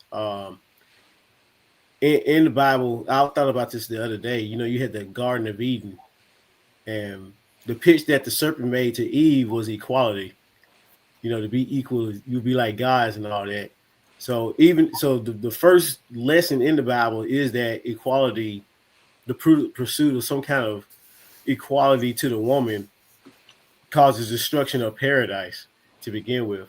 And then when you you look at history with LBJ bringing in the Great Society Bill, he knew from the jump that excessive welfare programs was going to destroy the black family. And he was out to pacify black people as a whole, because he felt they were being uppity. So he knew that passing on the welfare programs and all that was going to pacify and stagnate black people in America. And that's why he did it. Don't you think more that LBJ's motivation was power? He didn't care about pacifying anybody. He didn't care. He wasn't a Christian. He was a Satanist. But the point is that all he was doing, like all Democrats do, is search for power over people, like all collectivists do. So no, I believe it was black people, but he doesn't give a shit, right? But that's not why he did it, right? He didn't want to destroy. He just wanted to pass. He wanted to call. He wanted to. The word he used was pacify. So, and he was given that with a member of his administration, Patrick Moynihan, with his with his Moynihan report, and he was told directly that, hey, if you the best thing to do is this for black people, but what you don't want to do is give the women, do the excessive government programs and give the resources to women. And that's what he did. That's what and then he proposed it as, of course, when you're selling it, because he's doing it beyond himself, he sold it as this would keep black people, voting Democrat for the next 200 years and all that. It would be a benefit for the Democrat Party. That's what he wanted. It's part of his presidency. We're violently agreeing that he was doing it for power for the Democrats, right? No, I think he had personal. I think the core of the issue was he personally didn't like black people progress. He didn't like the way black people were progressing in America at that time. For whatever reason, I don't think he had any kind of metric that he publicly set out there, but he didn't like the progress and the trajectory that black people were making in America, and he wanted to pacify that personally. And then, but he couldn't do that alone. You really think that it was all about black people only? Seriously? Well, he called him out specifically. Hold on. I'm actually going to give it. I want to give it to you right now, Snowman. That's why I wanted to jump in for it. But let me ask you this question, and then we can kind of pick up any part of the conversation. But I want to ask you this question directly, because it's good to have white people in this mix of conversation here. I want to ask you, how does it feel for Jay Prince to declare publicly with his camera up and his chin up and his face out that he cannot live without you, Snowman? Toby be good nigga for massa. Good nigga. Don't send Toby away. Oh, Snowman just disconnected. What just happened to your connection? Hood, you were supposed to go ahead and put Jay Prince's face over on Toby's who's the Kente's what's the name face with his thumbnail, man. But I'll do for mine. I'll do. Yeah, I ain't got time for all these exotic graphics, man. I be doing this shit guerrilla style on the go. Angry Snowman, how does it feel for him to finally acknowledge that he just can't live without you? Yeah, man, it makes me feel more important than I really should. I do. I want. Wait. Let me have this, Friedman. No, let me have this. And all you motherfuckers, no. Bullshit. Hey, I was going to. Hey, Friedman's. I was going to shout all you taxpayers out for all of us middle class guys that still get child tax credits because of you. Thank you so much, dude. No, you know what's so crazy? You have a black man and a white man arguing for who owns this nigga. I paid more for him. No, you didn't. I paid more for him. He's mine, guys. This is how we end racism in America, right? You have to bring back that evil institution. Man, we got Anthony Johnson. We got oh god. Anyway, my bad. Go ahead, man. Rock out, Snowman. No, I just want to say I think it's hilarious. I mean, personally, like I said earlier, man, to me, what it sounds like is Jay. He's openly admitting that he's a baby mama, and what he's saying is, in order for black men like him, for them to succeed, they have to also be baby mamas. So basically, he's supporting the trans community. Yep. I didn't want to say that out loud, but trans baby mamaism, it's too futuristic for me. I try not to go too far, and I don't think I'm even ready for trans baby mamaism, but low key, it is kind of what what I've been describing. Like he's channeling the infinite Keisha. And I mean, are transgender males channeling the infinite Keisha? See, I don't want to do that. I'm not trying to go there, bro. Don't make me go there. No. The reason why I say that is because he made the comment that, look, the government took our fathers out of our homes and they made us dependent on the government. Well, now he's technically by all rights, he's a father raising his children. He's doing what his father didn't do, but he can only see it as he's a baby mama, and that's the only way he can succeed is to pretend to be a baby mama rather than take the father role. So Jay Prince's new name should be Claude instead of Claudine. I don't know about all that. I mean, I'm just saying the psychology behind it is there on what I'm saying. Right. I mean, it's wild that he makes the claim that the fathers were taken out of the home, but yet he's a father actively in the home raising his kids, and the only way he feels that he can raise his kids is if he acts like a woman. Right. And this is what I mean. And I'm trying to like be somewhat delicate as I approach it, because I don't want to be inaccurate, right? And so I'm not trying to say he's not like a man or a male or anything of that sort of type of thing, but at the same time, he is every bit of the Keisha spirit. And like it's a weird paradoxical combination of the two. I mean, if the hood, the only thing that we can all be, thankful for is that he doesn't have any sons, that all of his children are girls. Because see, the Most High think this.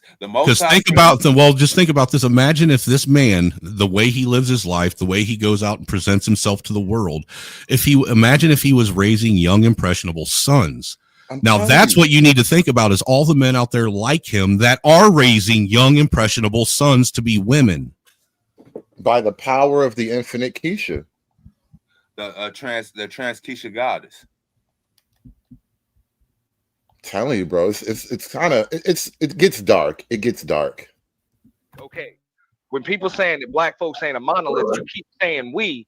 Now, that whole list of jobs and shit like that. Look, I went to an institution of higher learning where I was taught to create a job in a profession, not to just get one. Okay? Make my own lane. All right? That's what it was. So even when you're saying things like we were groomed and all of this other stuff, that's the way you were conditioned in your household. I get it. That's the way your mother and those women and probably a lot of people in your neighborhood and your communities taught you. But what about black folks that didn't grow up in communities and they were conditioned like that? How can you speak for all black people? I can say this, Auntie. I can say this. Although you said that you was taught to create, right? But the stuff that you created, only thing you doing is creating a job. You're not addressing the issue. You're not creating your own power structure. You're not creating your own military. You're not creating your own system. You're not creating your own flag. You're not creating your own flag.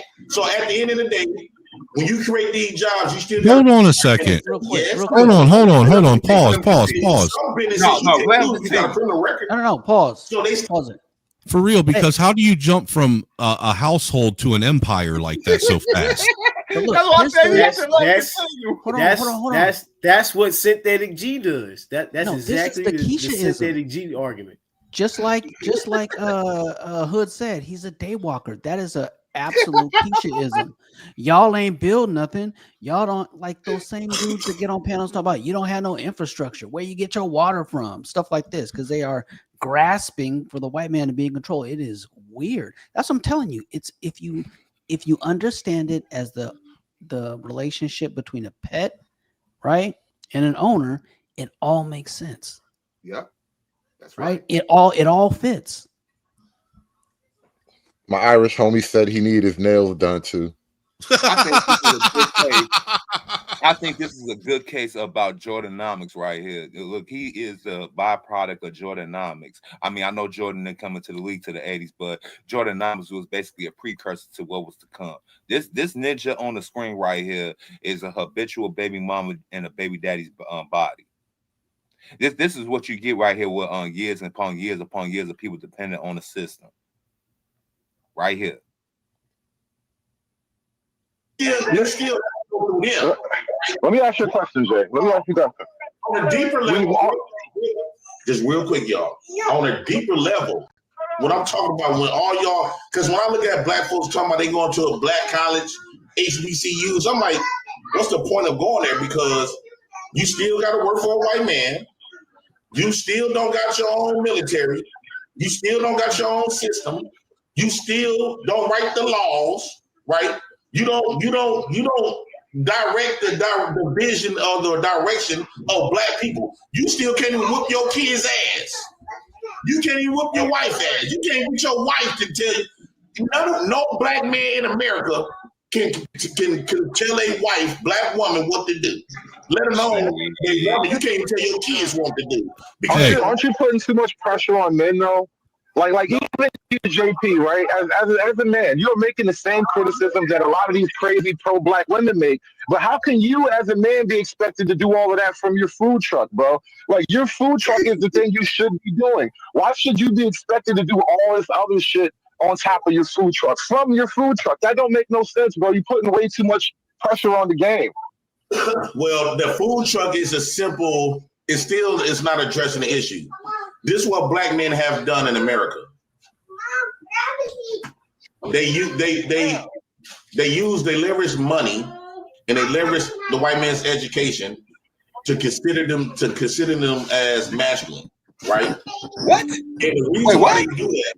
But aren't you doing that very thing right now? Bro, you getting all this government money, you taking a little bit of side money that you make, you're trying to invest it and build this business up for yourself so you can feel like more of a man. It's different.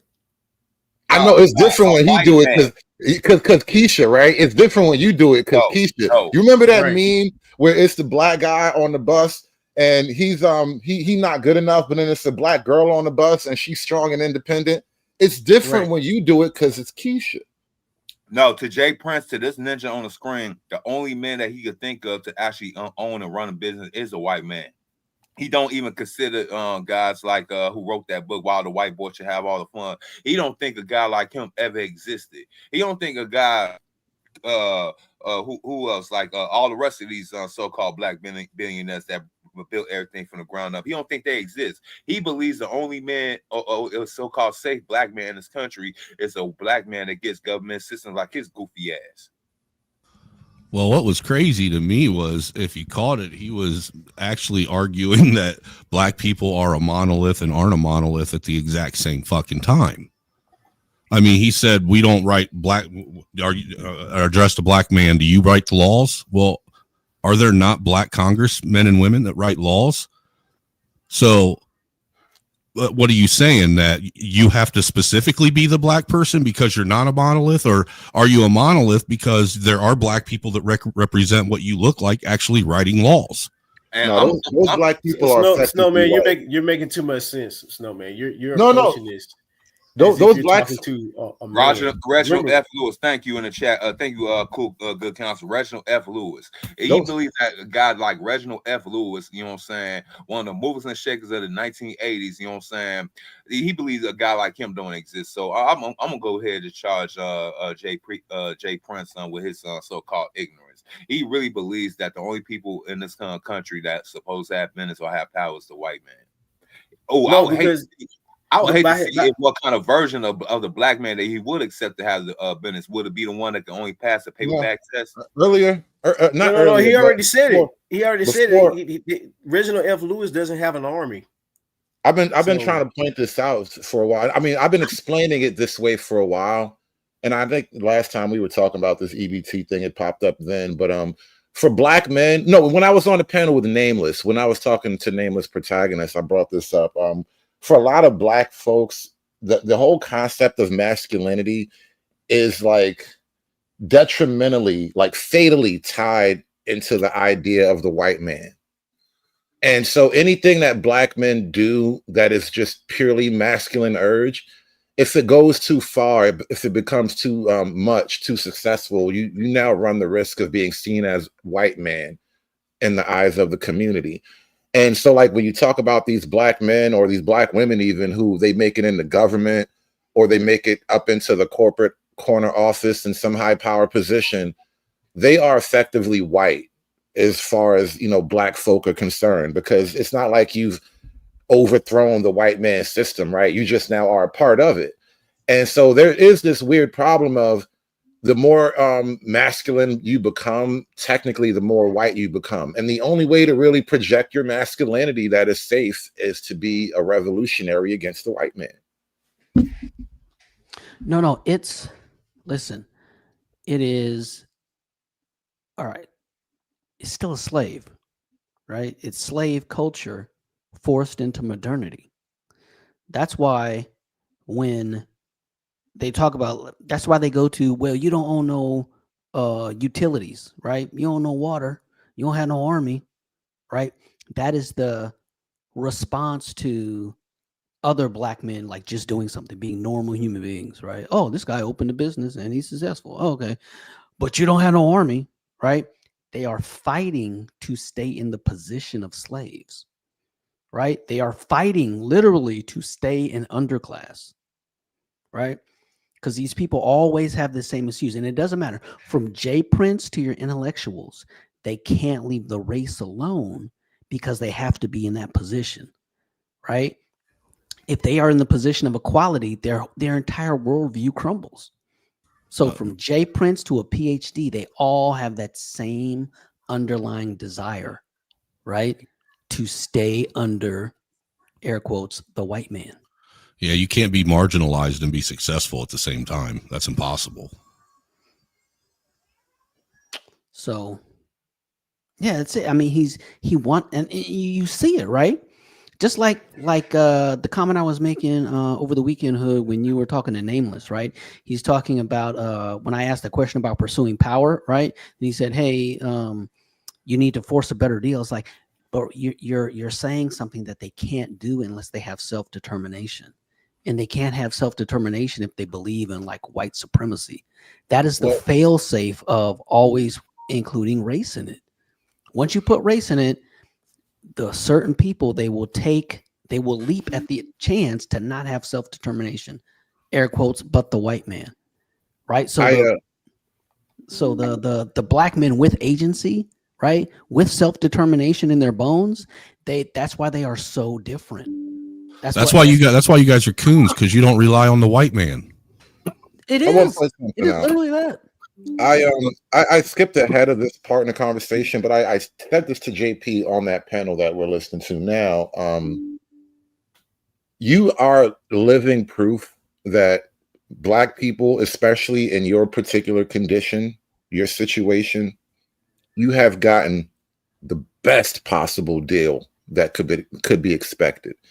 And it's ironic and it's offensive even that somebody like you, who basically has lived a lifetime of free, haven't worked all that much, right, but have extracted a whole lot, you now would look at the government, at the quote white man, who you say has done all this to you and owes you so much and has really done nothing for you, but you've been living free. Not only have you been living free, your mom was probably living free for the most part, raised you for the free, and now you're repeating the cycle, raising your kids for the free, and you looking at the white man like he didn't give you nothing for the free. But Hood, the habitual baby daddy is a professional victim. You got to look from this lens. The system failed him right after it fed him, housed him, clothed him, you know what I'm saying, his whole starting lineup. The model to J Prince, you know what I'm saying, and people like him, the liberal males of the black community, they say keep the white man's money,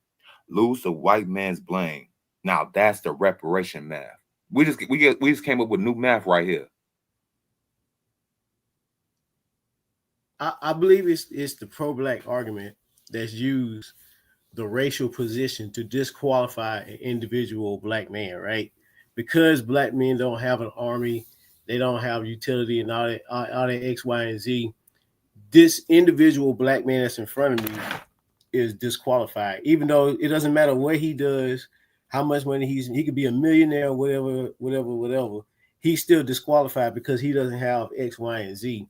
And so he's using the reverse of that, saying, I can't be a man because we don't have X, Y, and Z. I can't stand on my own 2 feet because we don't have an army, because we don't have control over utility and markets and things of that nature. I believe that's the angle he's going at, so that he has an alibi for not being a quote unquote man. Well, you know, he's got more dependence than a tax form and less hustle than a broken treadmill. Make America swipe again. And this is best opinion. I think he revealed it in the show, and I played it here on this show. But he said flat out, I think it was Hank on the panel who asked him, well, why would you not leave this country if you had enough money and you wanted to build this little black compound somewhere? Why wouldn't you go to Africa with it? And that's when JP revealed, like, you know, all I know is this system. And then he said it plainly, he's afraid to leave the white man. And I think what he did, what he was revealing in that, and a lot of black people, especially when it comes to the pro-black position and all that, I think there's a comfortable, well, an uncomfortable, subtle awareness that black people's fate is precariously tied to the white man, especially in the sense of America. Like, Africans will be fine, but black Americans as a people group and as a culture are kind of like in a very unique spot. I don't know how real that is for all of them, but I think some of them kind of get it. That's why JP he just laid out. It was like his id was speaking out loud for the first time, right? And I think that was like the community id. The community id. Wow. So what's the community ego? Wait. Say that The one more time. ego is the F the white man. The ego part is the F the white man. You know, I don't need no man. But what about the super ego? My bad. I didn't mean to say the ego. The same. Those are relatively the same wave, but underneath it all, the part that nobody sees, the part that the ego doesn't even recognize sometimes, is like the id, which is like, I'm actually desperately tied to this motherfucker, and it's all gonna fall apart without him. Yeah. Like a housewife, like a rebellious housewife. Yep. Well, black does code very feminine, and what JP has revealed is a very feminine position in a lot of ways.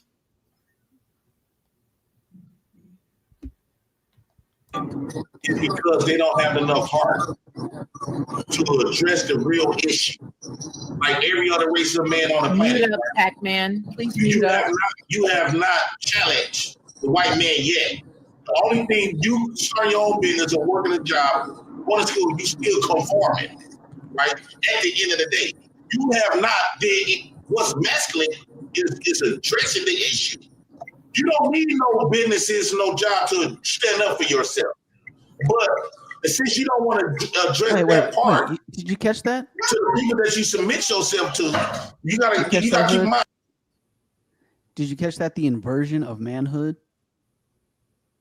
Well, this is what I've been talking about. Run that part back for me, because I didn't quite catch what you were talking about. I don't think he understands what the word is he just used. Yeah. Take it back like 30 seconds. Basically invert manhood. At the end of the day, you have not did what's masculine is addressing the issue. You don't need no businesses, no job to stand up for yourself. But since you don't want to address that part, okay, you don't need businesses or a job to stand up for yourself. You know, ironically, the civil rights movement was literally built on educated business people, middle class people, and whatnot. Yeah, I mean, actually, black people were never so powerful as they were during the civil rights movement because of the economic integration. They had economic power because they had families. Right now, it's just, you know, they think they're powerful, right? Because, you know, some kid in Cambodia wears a starter jacket and can break dance, and like, we moved the culture, man. Just 70% bastardy rate. No one cares. Black people, and you don't even own the culture that you claim to move. Like, none of these clothing sheds are owned by black folk. Like, you know, Diddy and Rockefeller, maybe Carl. The music and everything was co-opted by CIA to program your goofy ass sons to go to prison for selling drugs and killing his own people, and your woman, your daughters becoming habitual whores, depending on the same system. I'm telling them to go ahead and get on this, be against the black man. Yeah, that's your culture, right? Mm-hmm. Yeah, the people who say that, I think, are simple, man. Oh, wait, we moved the culture. We so important and blah blah blah. I think people that say that are simple. No, so they have everybody. So are you saying that almost every black content creator on here is simple? Yes. Okay. The chitlin circuit, bro. I'm just making sure that you said that, not me. You said that. Oh, I understand the import of what I'm saying. Even who's that guy? John. God, what's that rich black guy's name? He says John Galt. No, not John Galt. It's John Bryant. John Hope Bryant. Oh, okay. He said the same thing. I said that is simple thinking. You know, he's trying to appeal to the black ego when he tries to like help people and stuff and all this. And I think he wants to help, but I don't think he's ruthless enough to help, right? Because the you're not going to help black people appealing to their ego. Yeah, you can't help somebody by lying to them. Yeah, they try to do that so they'll air quotes listen, but it doesn't matter if they listen. If they're quiet and they don't chimp out while you're speaking, so what? They're not going to absorb the information. You need to make them mad. When you say ruthless enough to help, this is why, in a weird inverted way, I think removing the social safety net to a large degree is what's needed. You have to have that ruthless type of compassion. Isn't that a thing? Ruthless compassion. Yes, I mean, I call it ruthless benevolence. Neglect. You have to take it away. Right, that's how you counter benign neglect, with ruthless compassion. I'm gonna love you till it hurts, you bitch ass nigga. I mean, seriously. Yeah, when we were raised as kids, it was called tough love. Even look, even the people you would consider worthy or in needing of assistance, right? They're on disability, maybe all their relatives died or something, right? They're, you know, you would say, oh, okay. All right. Is it me or is he Borgen? He Borgen. Yeah, his mic just took a shit.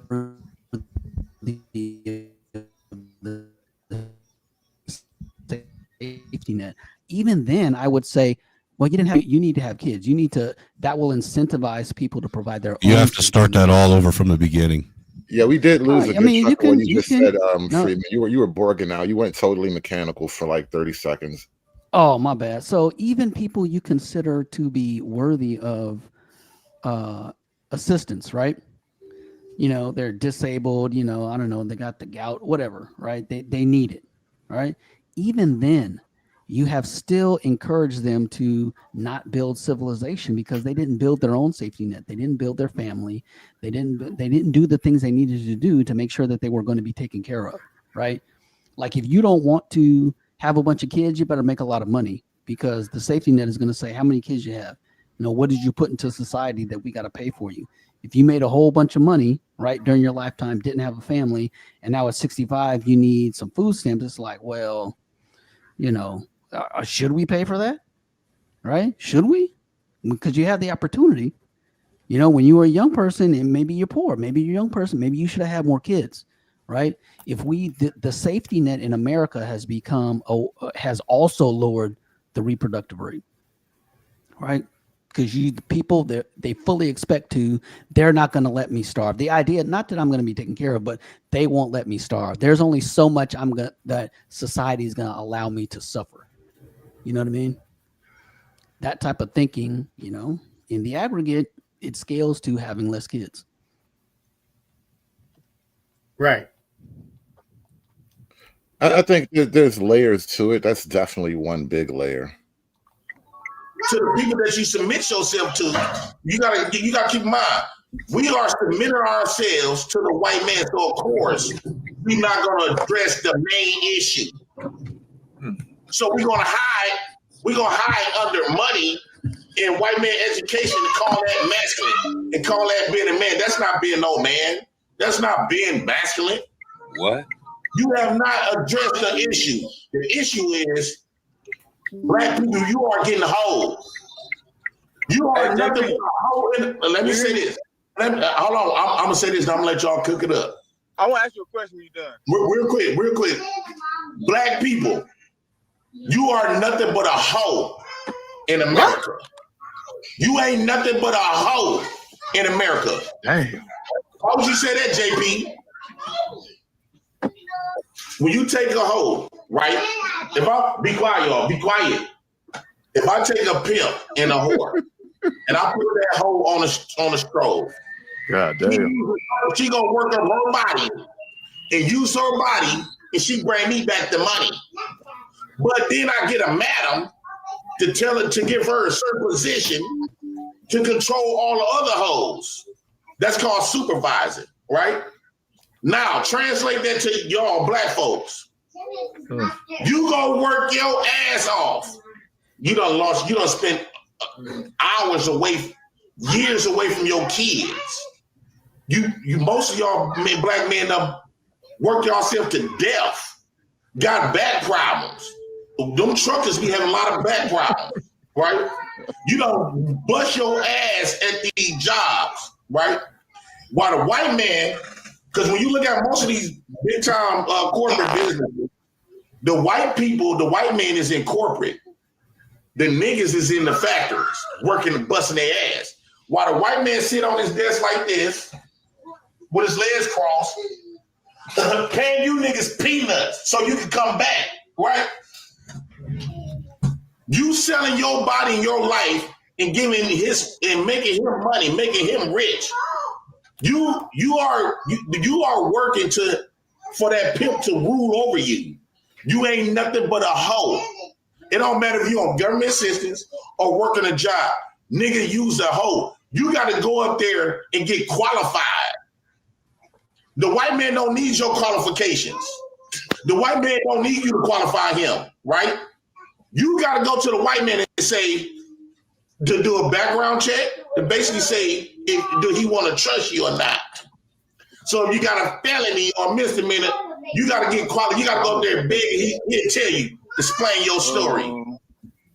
You know, really, this is basically a low-level psychological strategy. I'm just going to downgrade your position so that you can question yourself, and my position is automatically correct now. Right. Rubber glue arguments. Everything I say bounces off me and sticks to you. Not only that, but it's really no accident that he went to the pimp hoe dichotomy, because that is exactly the strategy he's using. Well, that's how he understands reality. He's from Milwaukee. That's all they do up in Milwaukee. Yeah, Milwaukee. That is another. See, that's another layer. Milwaukee is a different animal, man. Milwaukee. Milwaukeean. It is. It is literally a different. I mean, it's not even. It's like Chicago, but worse. There's less. A much smaller influence of successful blacks, I think. Freeman, you trying to be nice. Look, that's the hometown of the cannibal. Like a lot less.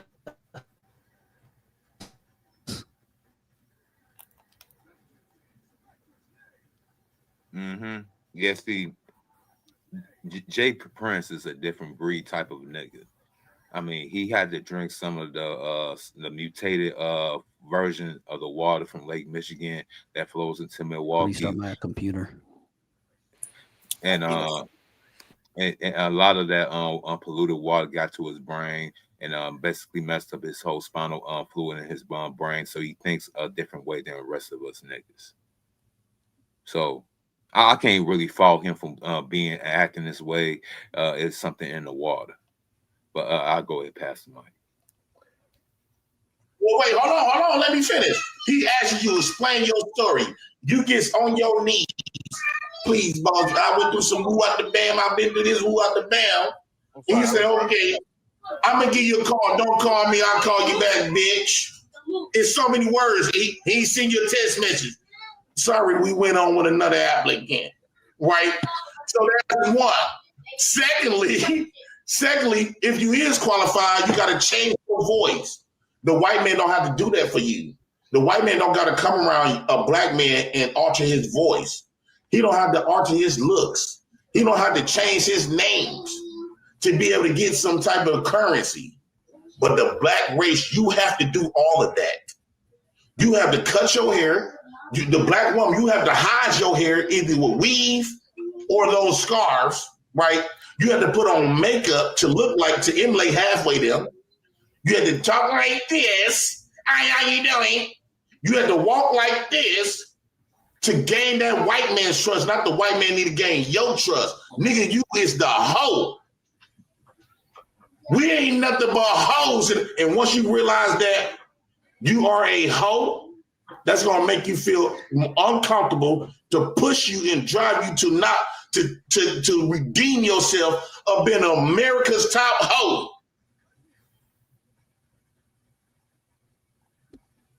And I think he's still kind of explaining what I was talking about before, where like you're only going to be a man in some type of rebellion against this so-called white man system. Because if you're not rebelling against the white man system, then you just a hoe. And that's what makes him allegedly different, right? Because he didn't understand the game. That's why he just used the free money as some type of subliminal FU to the white man and he gonna, you know, take that white man money and try to live as a free black man. But the rest of you niggas, y'all just hoes.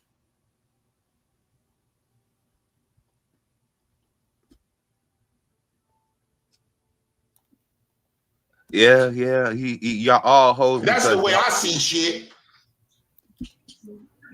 Y'all go ahead, my bad. All righty then. My bad, y'all. We Pumpkin, what you got to say about that? Okay. I just think that a lot of things that you say are just rooted in like false narratives. I think that if you're out, how about this? Your reasoning for it could make sense by what you believe. But to me, if it's Pause. Right there. Proving my point. He was stating that the only way black men can get ahead is to accept that they're a hoe, right? And then this bitch hops up on the panel, and as soon as she says, listen, I understand the reasoning of what you're saying, even if it doesn't make sense.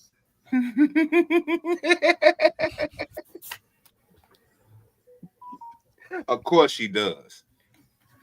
She's a woman, of course. They can get away with that. See, this is what I'm talking about. It's just sort of like this, like, don't you think that's problematic? Like, don't you think women like me are doing? It's like, you know, listen, we don't have time for political correctness. We don't have time It's not about to being politically correct. And they make it personal too. They're not saying you've got to shit. So many women you don't realize who really, really wants the best for men. Again, you might alienate a lot of people who would otherwise. And I simply don't understand this. Oh, you know, let's sort of push women to maybe the corner in something. Is that not problematic? I do know many of your views on women, which I find abhorrent. I'm going to be honest. I have to question what kind of a person who's had no experience with women is in a position to you know, basically promote these ideas. Like it doesn't make Jesus sense. Christ, that was a lot. For me, it just doesn't.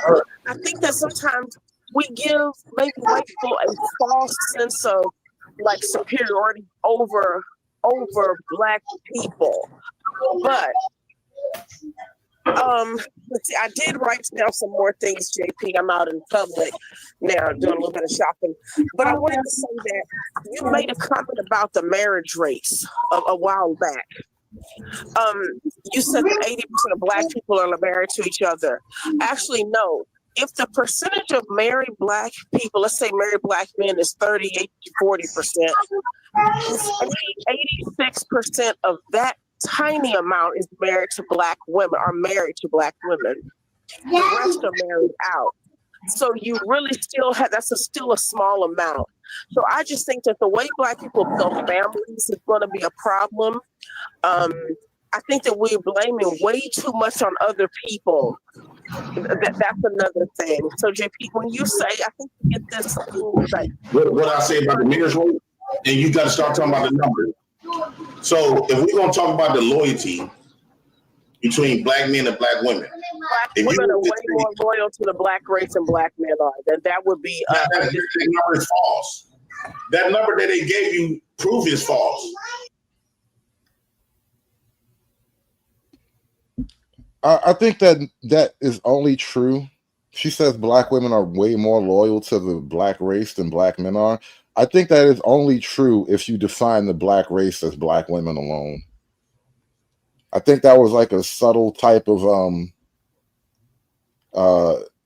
subversive technique she just used there. You gotta be careful when chicks are speaking, man. They say words that don't mean what the words mean.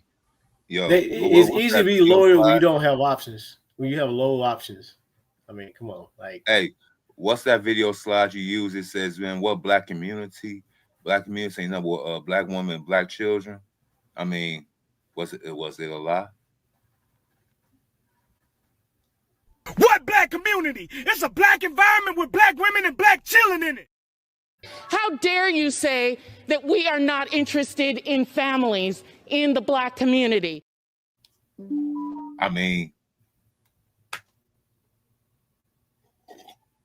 this Folgers coffee is very, very good in the morning. You know what I'm saying? With some coffee made hazelnut cream, just to let y'all know.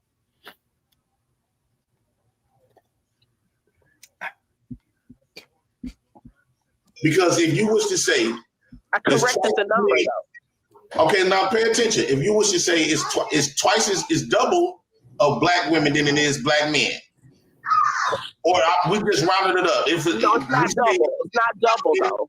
No, we're just gonna round it up. It's more black women than it is black men, right? Most black men is in prison, dead, or not been birthed, right? So it's more black women than black men. So This nigga literally said most niggas is dead, bro. Or in prison. Dead or in prison. Yeah. You know, I keep hearing a weird sort of self-esteem issue that keeps popping up. Like your self-image is bad enough if other people think you're horrible. You know, maybe that's just a personal cross you have to bear. But if you think you're horrible, I don't know how you get up from under that. Well, no, man, they're pets, right? You don't judge pets. You don't judge pets. Whatever. My pet pisses on my floor, I'm kicking it out. Yeah, but you have empathy and compassion for pets. Right? No, I don't. Yes, you do. Yes, you do. I think it's like what Free Zone saying, like it's pets, but I forgot what TV show or movie it was, but it's when the pet thought that the human was the pet. You know what I mean? I don't know I forgot what movie it was, but the dog was talking to a cat and was like, "Yeah, that human is my pet. Like, it takes care of me." I've seen that in several cartoons, right? Yeah, they're like, "Oh, I do this. I rub them this way, and they give me food. Or if I do this, they do what I want." No. The dog called the human the pet, though. Yeah, I get it. Yeah, that's what I'm getting at. So let's just hypothetically make up a number. Let's just say it's 4 million black women and 2 million black men. The white man said that 80% of black women is loyal. So you take 80% of 4 million. So that's 340. That's 340. That's 3.4 million, right? Of black women who got with black men. Of the 2 million, right? So let's say 3.6 million black women charging to go up there to get with the 2 million. That means if it's 80% of black women, that means black women is with the majority of black men. And what's left over of black women that's dating outside their race is more black women who dated outside their race than black men. No, actually, close your mic, Pac-Man. Please close your mic. Oh, Pac-Man, please close your mic, sir. Let me get it right quick. Let me mute it. Yeah, but JP, going back to, I want to even leave that because I just think that you're so wrong about that. It's not Let funny. me address your marriage topic. The white man's marriage, that's a white man's man-made marriage. If I fuck a black woman and gets her pregnant, that's a marriage already within itself. You got to keep in mind, if we was to say that the white man's man-made marriage was always around, who married the first two people? The white man's man-made marriage. You know, JP is one of them niggas. He can have a cult of like naked, fat black women if he really wanted Dude, to. he does give off Jim Jones vibes big time, dude. Nah, he ain't that intellectually smart, Snowman. Don't ever give this nigga no. You don't have to be intellectually smart to lead a bunch of fucking retards. I'm telling you. Boy. This is Yeah, this is what I'm saying. He could have a nature boy type thing going on, and it ain't really about. Nah, man, all you got to be is charismatic, and he's got the charisma to lead a bunch of fucking morons over the cliff to their own death. I'm trying to have his own cult. He's lacking the us versus them dynamic.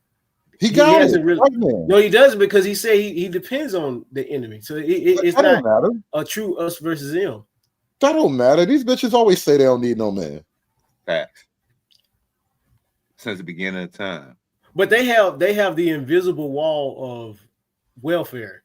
to separate because they don't have a direct man in the house supporting them. They can make all the claims they want because it optically it looks like they're alone, even though it's men paying into the welfare system and they depend on the collective of men to feed into the welfare system that feeds to them.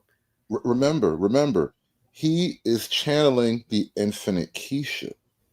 So it doesn't have to make sense per se. The contradiction is baked into the cake. Well, he still has to have it. Even if he's working with a false premise, it still has to be a premise that he has to have a false premise to build a logic from there. It's a corrupted truth. It has to have some modicum of truth in it, and then you just slowly veer off into the deep end. Where he's already at the deep end. It's like there's nowhere to go. It's like starting on a high note. Like there's nowhere else to go.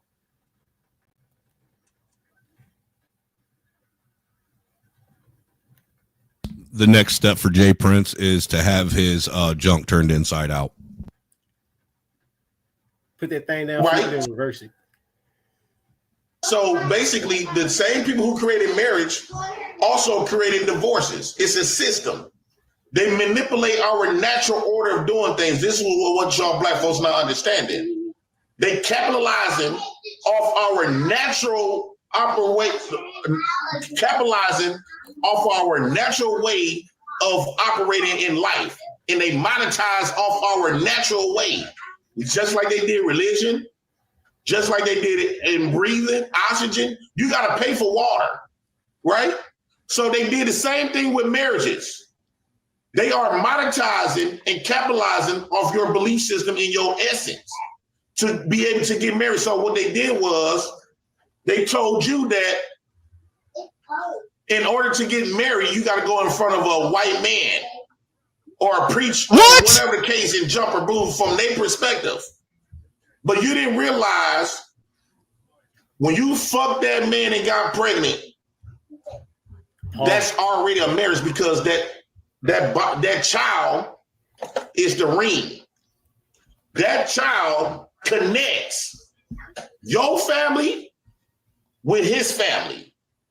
Through that child, your family becomes one, right? To death, do his part. You will always be the mother of that child, and he will always be the father of that child, no matter if you like That him sounds like some or black not. mammy shit right there. That sounds like some straight up black mammy shit I ever heard. Some It shit is, like bro. Listen, this my Infinite Keisha theme is like spot on tonight. This is him channeling the Infinite Keisha. He is speaking the spirit of baby mamaism.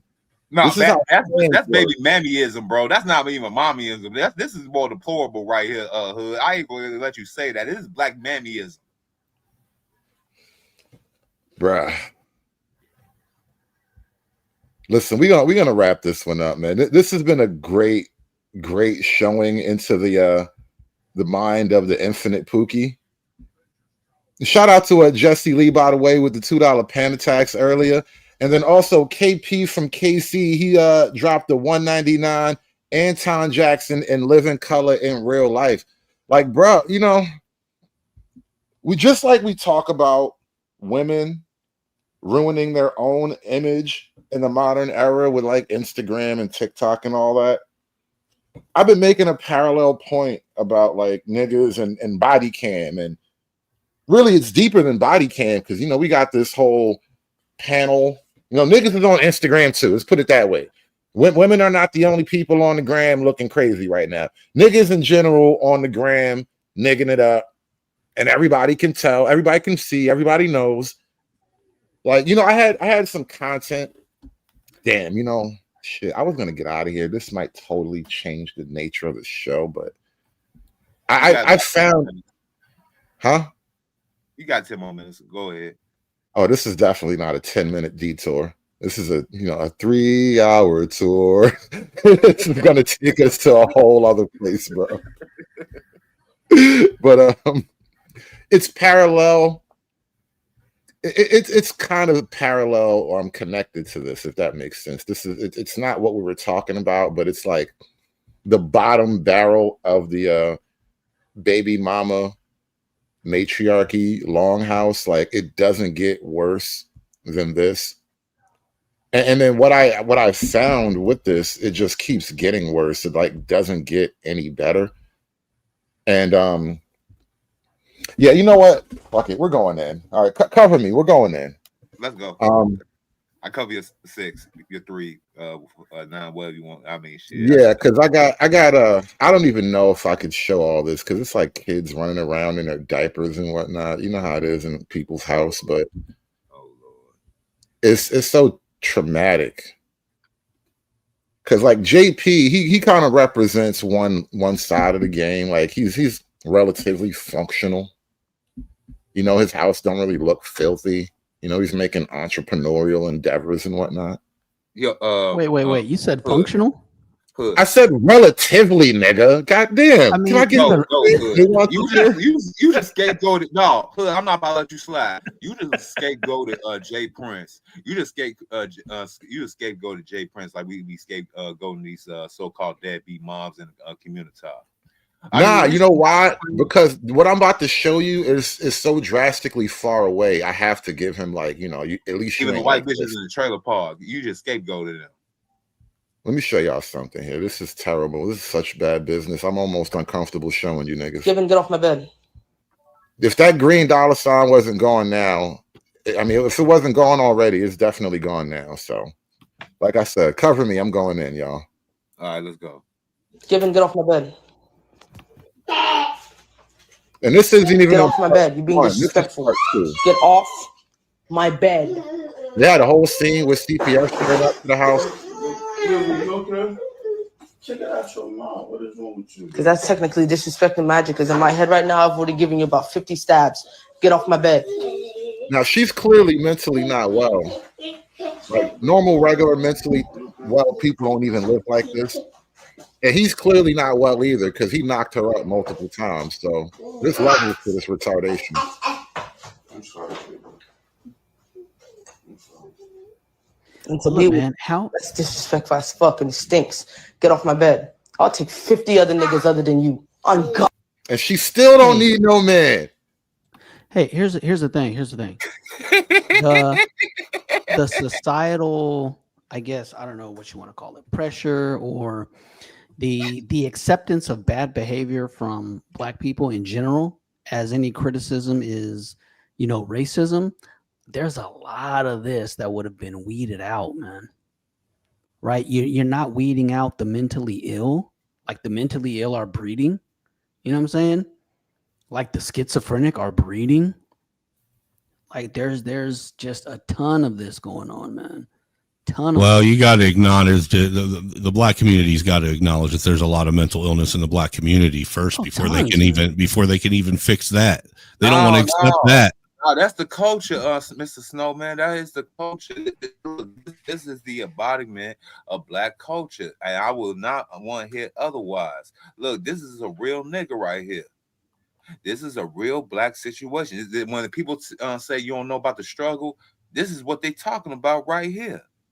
So this is the Black experience ever since the Boom Set took in charge back in 1965 through the Lyndon B. Johnson welfare program.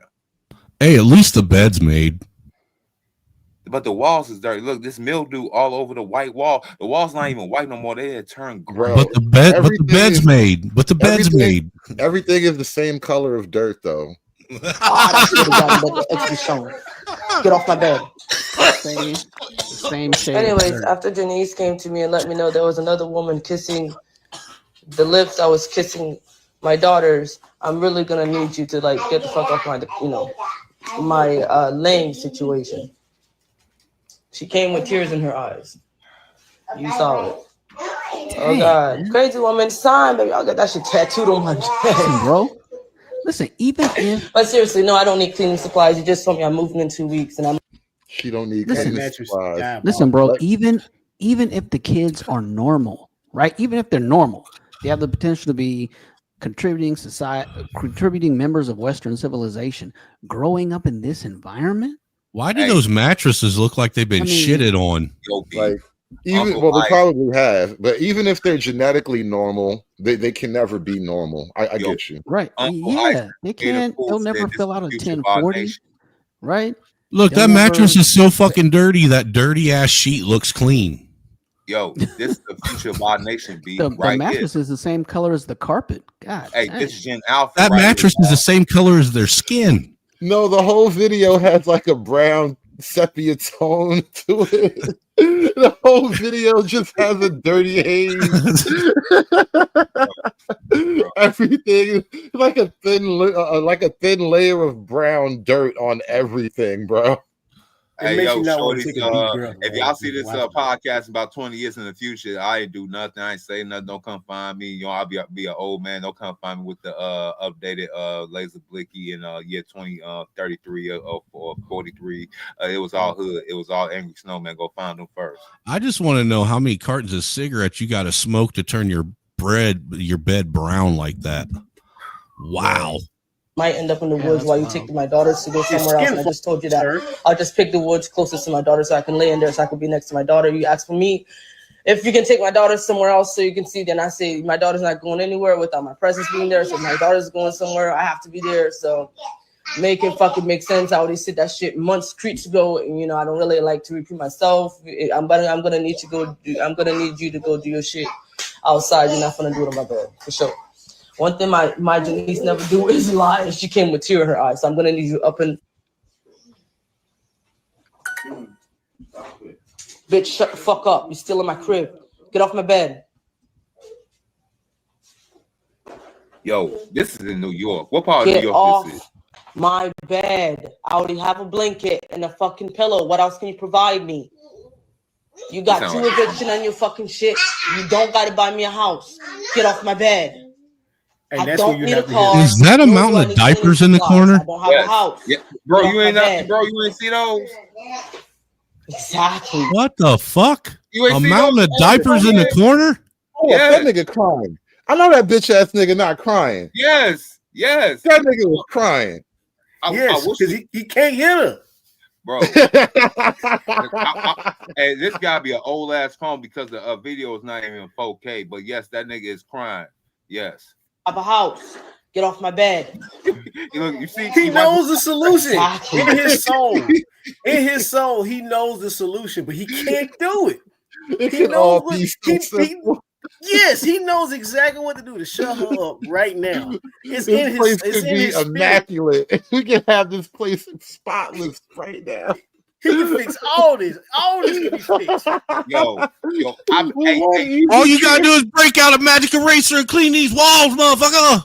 Hey, yo, Oh my God. Hey, yo, shorty. Hey, yo, I know this whole entire room smell like the alleys of Calcutta right now on a hot summer day right now, B. I know right there in the corner is about a whole pile of dead diapers right there. The shitty Oh, yeah. fucking diapers in the damn corner. I know it Right smelled there. crazy in there. The video looked like it stink, bro. I'm done. I'm done with life, and it's all Jermaine's fault. It's always Jermaine's fault. Exactly. Bitch, I cry for free. Get off my bed. Yo, she recording this off the Obama Okay, phone, God. B. Tonight. And the whole world will see it, feel it, and smell it. Get off my bed. Oh, we all smell But you it. won't do shit about that, though. But you won't do shit about that one, though. If God won't do something about it, then I'm gonna be God today. Yo, I think the Get video the had fuck out my froze house. on my end. Like we could hear it, but like the Did you- visuals. You didn't catch that? Yeah, we can hear it, but we But can't. you won't do shit about that one, though. If God won't do something about it, then I'm gonna be God today. Get the fuck out my house. But if man had to find out that his God was a woman, I say the black woman is God, and Black woman is God. I say the black woman is God. The black woman is God because, you know, she was the first organism on this planet. Code inside. This is from the Instagram page. This is a police officer. Excuse me. The CPS came over to my house. I'm speaking. The CPS came over to my house with a police officer because they got a concern call from my Instagram page that I'm making for the abuse. 1 second. 1 second. I'm recording. I'm talking. Give me a second. This is the inside of my home. I'm talking to a police officer. So therefore, let me go ahead and abide by accordance. Can I God go? damn. Thank you very much. So this is my home. And Her we're- house so nasty, roaches don't even want to live there. The CPS lady says she doesn't want to be on the camera. Okay, they said they wanted to see my kids. I can't open the door and let the kids run around so that you can yell at me for letting the kids run around. You understand that? Okay, so go ahead, Miss CPS, come on in. You're free to come in. Excuse me, honey. They're children. Please don't get angry. All right, my food. What is wrong with my food? Why is the camera on my food? Gotta make sure that you have food. Okay, the food is in front of you, and I will open my fridge. I do not know you. Give me a second. You have to slow down. My fridge, my sink, the bathroom is in the back. Okay, take a second. Excuse me, honey. There's people. Back up. Back up. This is mess because it's an efficiency, so therefore the kids need activity to be, activity. This is not very safe, and that's safe. This is much. The kids did that. Activititious. Yeah, they were activititious. Tell me she doesn't like discipline. I love it. I personally think I love it when black people make up new words to the English language. Hey, yo, man, you gotta give us that credit, man. Since bling bling, we put that in the Oxford Dictionary. So yeah, we gonna have to give us our credit, bro. And this is who we're all paying for, by the way. Her mental illness, she gets to just be and reproduce, which is a whole other thing. This is mushroom. This is cereal. You know why I have the box of cereal out here? And in the backyard there's a playground, and there's sun in the backyard. And I am a broke mom, single mom, in which I can already right there. The bed on the floor. Dirty. The bed is fine. The bed is dirty. Please come check the bed. Please come check the bed. Okay. Please come check the bed. Please bring your tools, because you just called me dirty and you just called me a horrible mother. Please get inside my home. Please get inside my home. You just called me dirty and a horrible mother on a Monday morning. Or Saturday, whatever it is. The shower. Damn, she don't even know what day of the week it is. She said they shower over there because I'm Haitian. Hold up. Look. Get inside my home. You just call me dirty and a horrible mother on a Monday morning or Saturday, whatever it is. The shower over here because I'm Haitian and we don't shower the way you shower. Please hold yourself. So therefore, we shower right there outside under the sun. I wonder what's going through that poor white woman's mind, and she walk in there, like, bro, yo, like. Okay, but the kids, they look so happy, bro. Man, you see the trash in the corner right there, man, bro. We've seen too much. I've showed you too much. No, I can't do anymore. No, how dare you not you take away us being able to witness the happiness and sheer joy of those young black children? Bro. Because she's Haitian, that's why. This uppity nigga right here.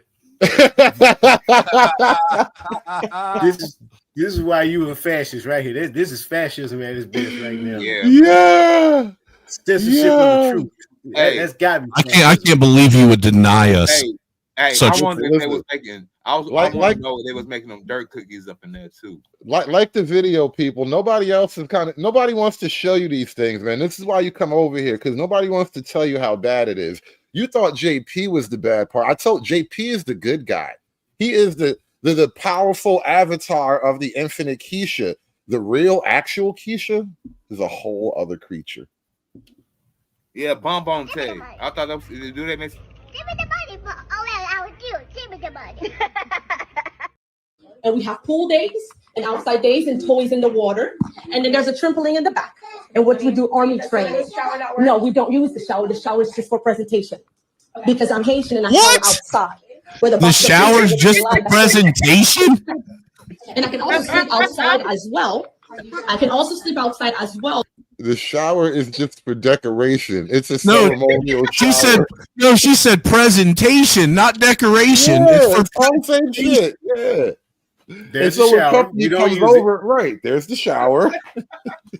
Look, you can get water from there, but go to the fucking garden hose instead. God. And look, this is a crime on so many levels. Not only is she literally insane, right? But the dude that was there, he's obviously like slow. I can't imagine him like being a regular guy. Like he's just normal. What she did to that guy should be considered retard abuse. I will not sit here and allow you to disrespect her like that. She's not insane. She's Haitian. Okay. How dare you disrespect the Black Queen like that? He might be right though. That's the worst thing. I don't even know how trolly or how true that is. Like, he could totally be right. What if this just the way it is, man? Maybe it's just a trolling truth. Bro. It's like finding the cargo cult all over again, bro. I feel so real, bad. That's why I didn't want to show you niggas this shit. Now, forget this. This is national Keisha graphics right here. We needed this shit for the early morning daytime commutes and shit like that. You know what I'm saying? Like I said, I don't think it's necessarily fair to call it Keisha graphics because she's Haitian. Yeah, look, either way, I'm gonna need a nap and a drink after this, bro. I'll tell you.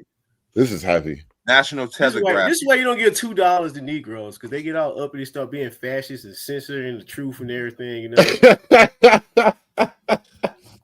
God damn, bro. It's bad, bro. People don't know. People don't want to know. It's bad. Hey, they try to cover it up by the white man bullshit. No, this is what it is. Bro. Hey, check this out. For $50 a day, you can pay for somebody go ahead tell their apartment, clean their place up, and go ahead and save somebody Haitian in the projects every. You know day. damn well she ain't gonna spend that $50 on getting that house clean. That shit's gonna go on weaving nails.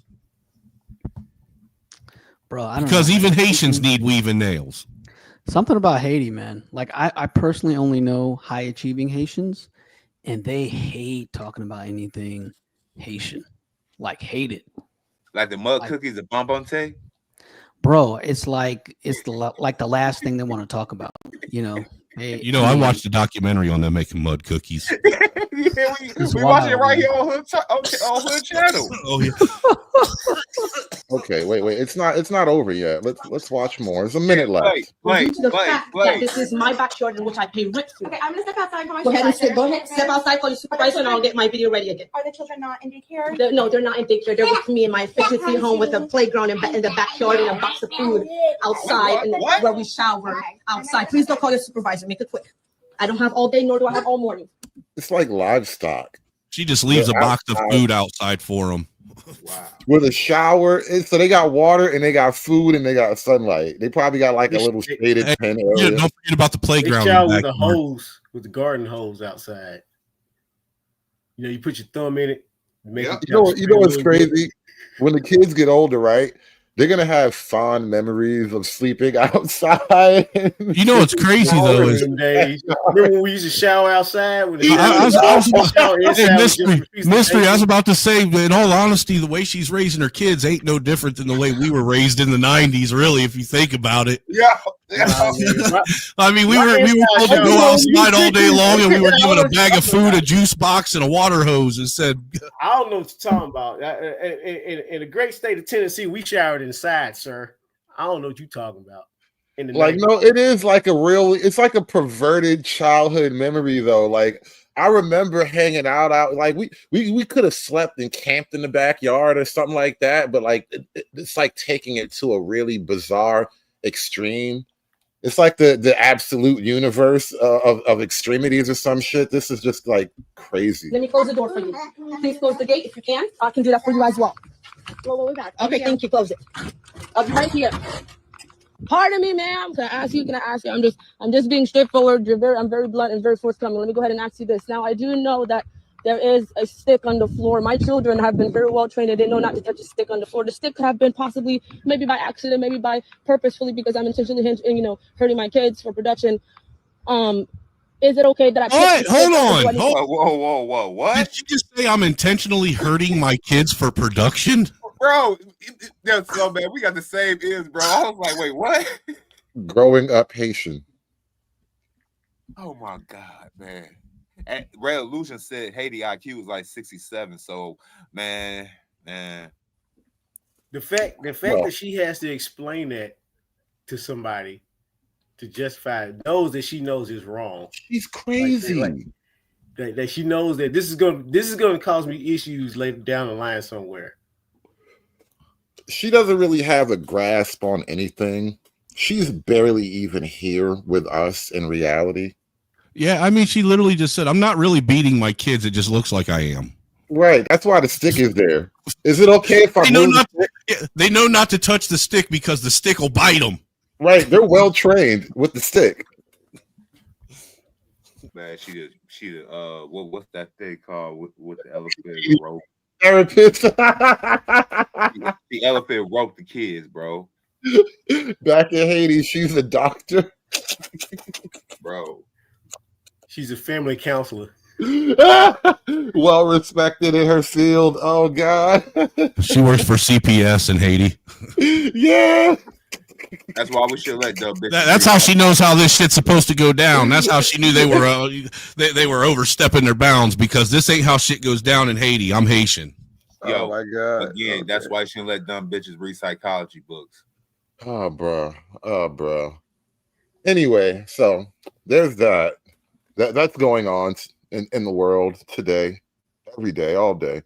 I think CPS came and went. Like, you would think CPS could just take the children with them in a situation like that. Like by the power of the government. Nah, man, there's protocols. There's protocols, man. There's paperwork that's got to be filled out, man. You can't. If she would have had officers with her, if she would have had officers with her, she would be able to take the kids out. But without the officers, she can't. Y'all missing the. All she can do is file a report. No, honestly, they can't take the kids even with an officer unless there's a court order. Y'all still missing the bigger picture. See, now the officer's going to come back, but it's going to be about 10, 15 years later to grab the boys, but it's not going to be for so-called to save them. It's going to put them to, no, what's going to happen is they're going to end up coming back and going to the wrong apartment and snatching up the wrong kids. Well, that is more likely what's going to happen. 15 years from now, they're going to be in the same place. You know what I'm saying? It's all part of the plan, like the Joker said. Just say they're all going to be in the same place eventually, anyhow. Yeah, it is. It's all part of the plan, though. No, you are absolutely spot on. That's why I love Joker as a character, especially the Dark Knight, because he was really, really creepy and right in that, like just right as a character. They made him perfectly, and he was dead on with that. You know. A bunch of pookies get raised by a crazy Haitian bitch and they wind up in jail. Yes. Nobody cares. It's all a part of the plan. Right. They're going to grow to be one of the biggest kingpins. They're going to take over the projects, going to put a whole bunch of root on the motherfuckers around there. They're going to basically say, we'll do this for our mama because, you know what I'm saying, we Haitian and shit. You know, so you see where we came from and everything. Mama! Right. Yeah. But listen, we're gonna wrap this up. But I want to get out of here, and I'm gonna leave you guys with one final public service announcement to help us as men, because bros got to look out for bros when we face these hard economic times together. And I want you guys to just remember how to survive in the EBT apocalypse. Hey fellas, hold on to your money this weekend. Hold on to don't buy no pussy. Don't buy no pussy, cause wait the next weekend. Cause them food stamps don't come on the first, pussy price gonna go down quick. Can't be giving out head for eggs and shit. But hold on to your money. Wait the next weekend before you get some pussy. Listen to your boy. Hold on to your money, boys. Hold on to your money. The market is crashing. The market is crashing. All right, we need to go short on coochie. Everybody right now, go short on coochie. The market is bottoming out. So just hold on, just short the coochie and wait for the big payoff. It's going to come in a couple of weeks, like 1 or 2 more weeks, and the market will finally hit the stable bottom, and then you can go all in on coochie. All right, y'all don't know a thing about strategy. Y'all ain't cynical as me. Look, I'll tell y'all not even past the first. I say go past the first. Hold the line until around Thanksgiving. Really get a bang for your fucking buck. You know what I'm saying? Listen to Mr. O. Diamond hands, bro. Diamond hands. You gotta hold it for a minute. You gotta wait. Short the coochie. Hold it. Diamond hands, my nigga. Don't just cash in. No, that's not when you get your full bang. You need the diamond hands, all right? Remember hodl? You got to hodl, bro. Diamond hands, that shit. They are almost ready. They're going to start to believe in the table again, bro. Diamond hands, my nigga. Diamond hands. You got to know when to hold them. Talking about my scrotum. All right, I think we're done now. Somebody had to do it. I am the chosen one. Somebody had to do it. It's done. It's done. It's done. It's done.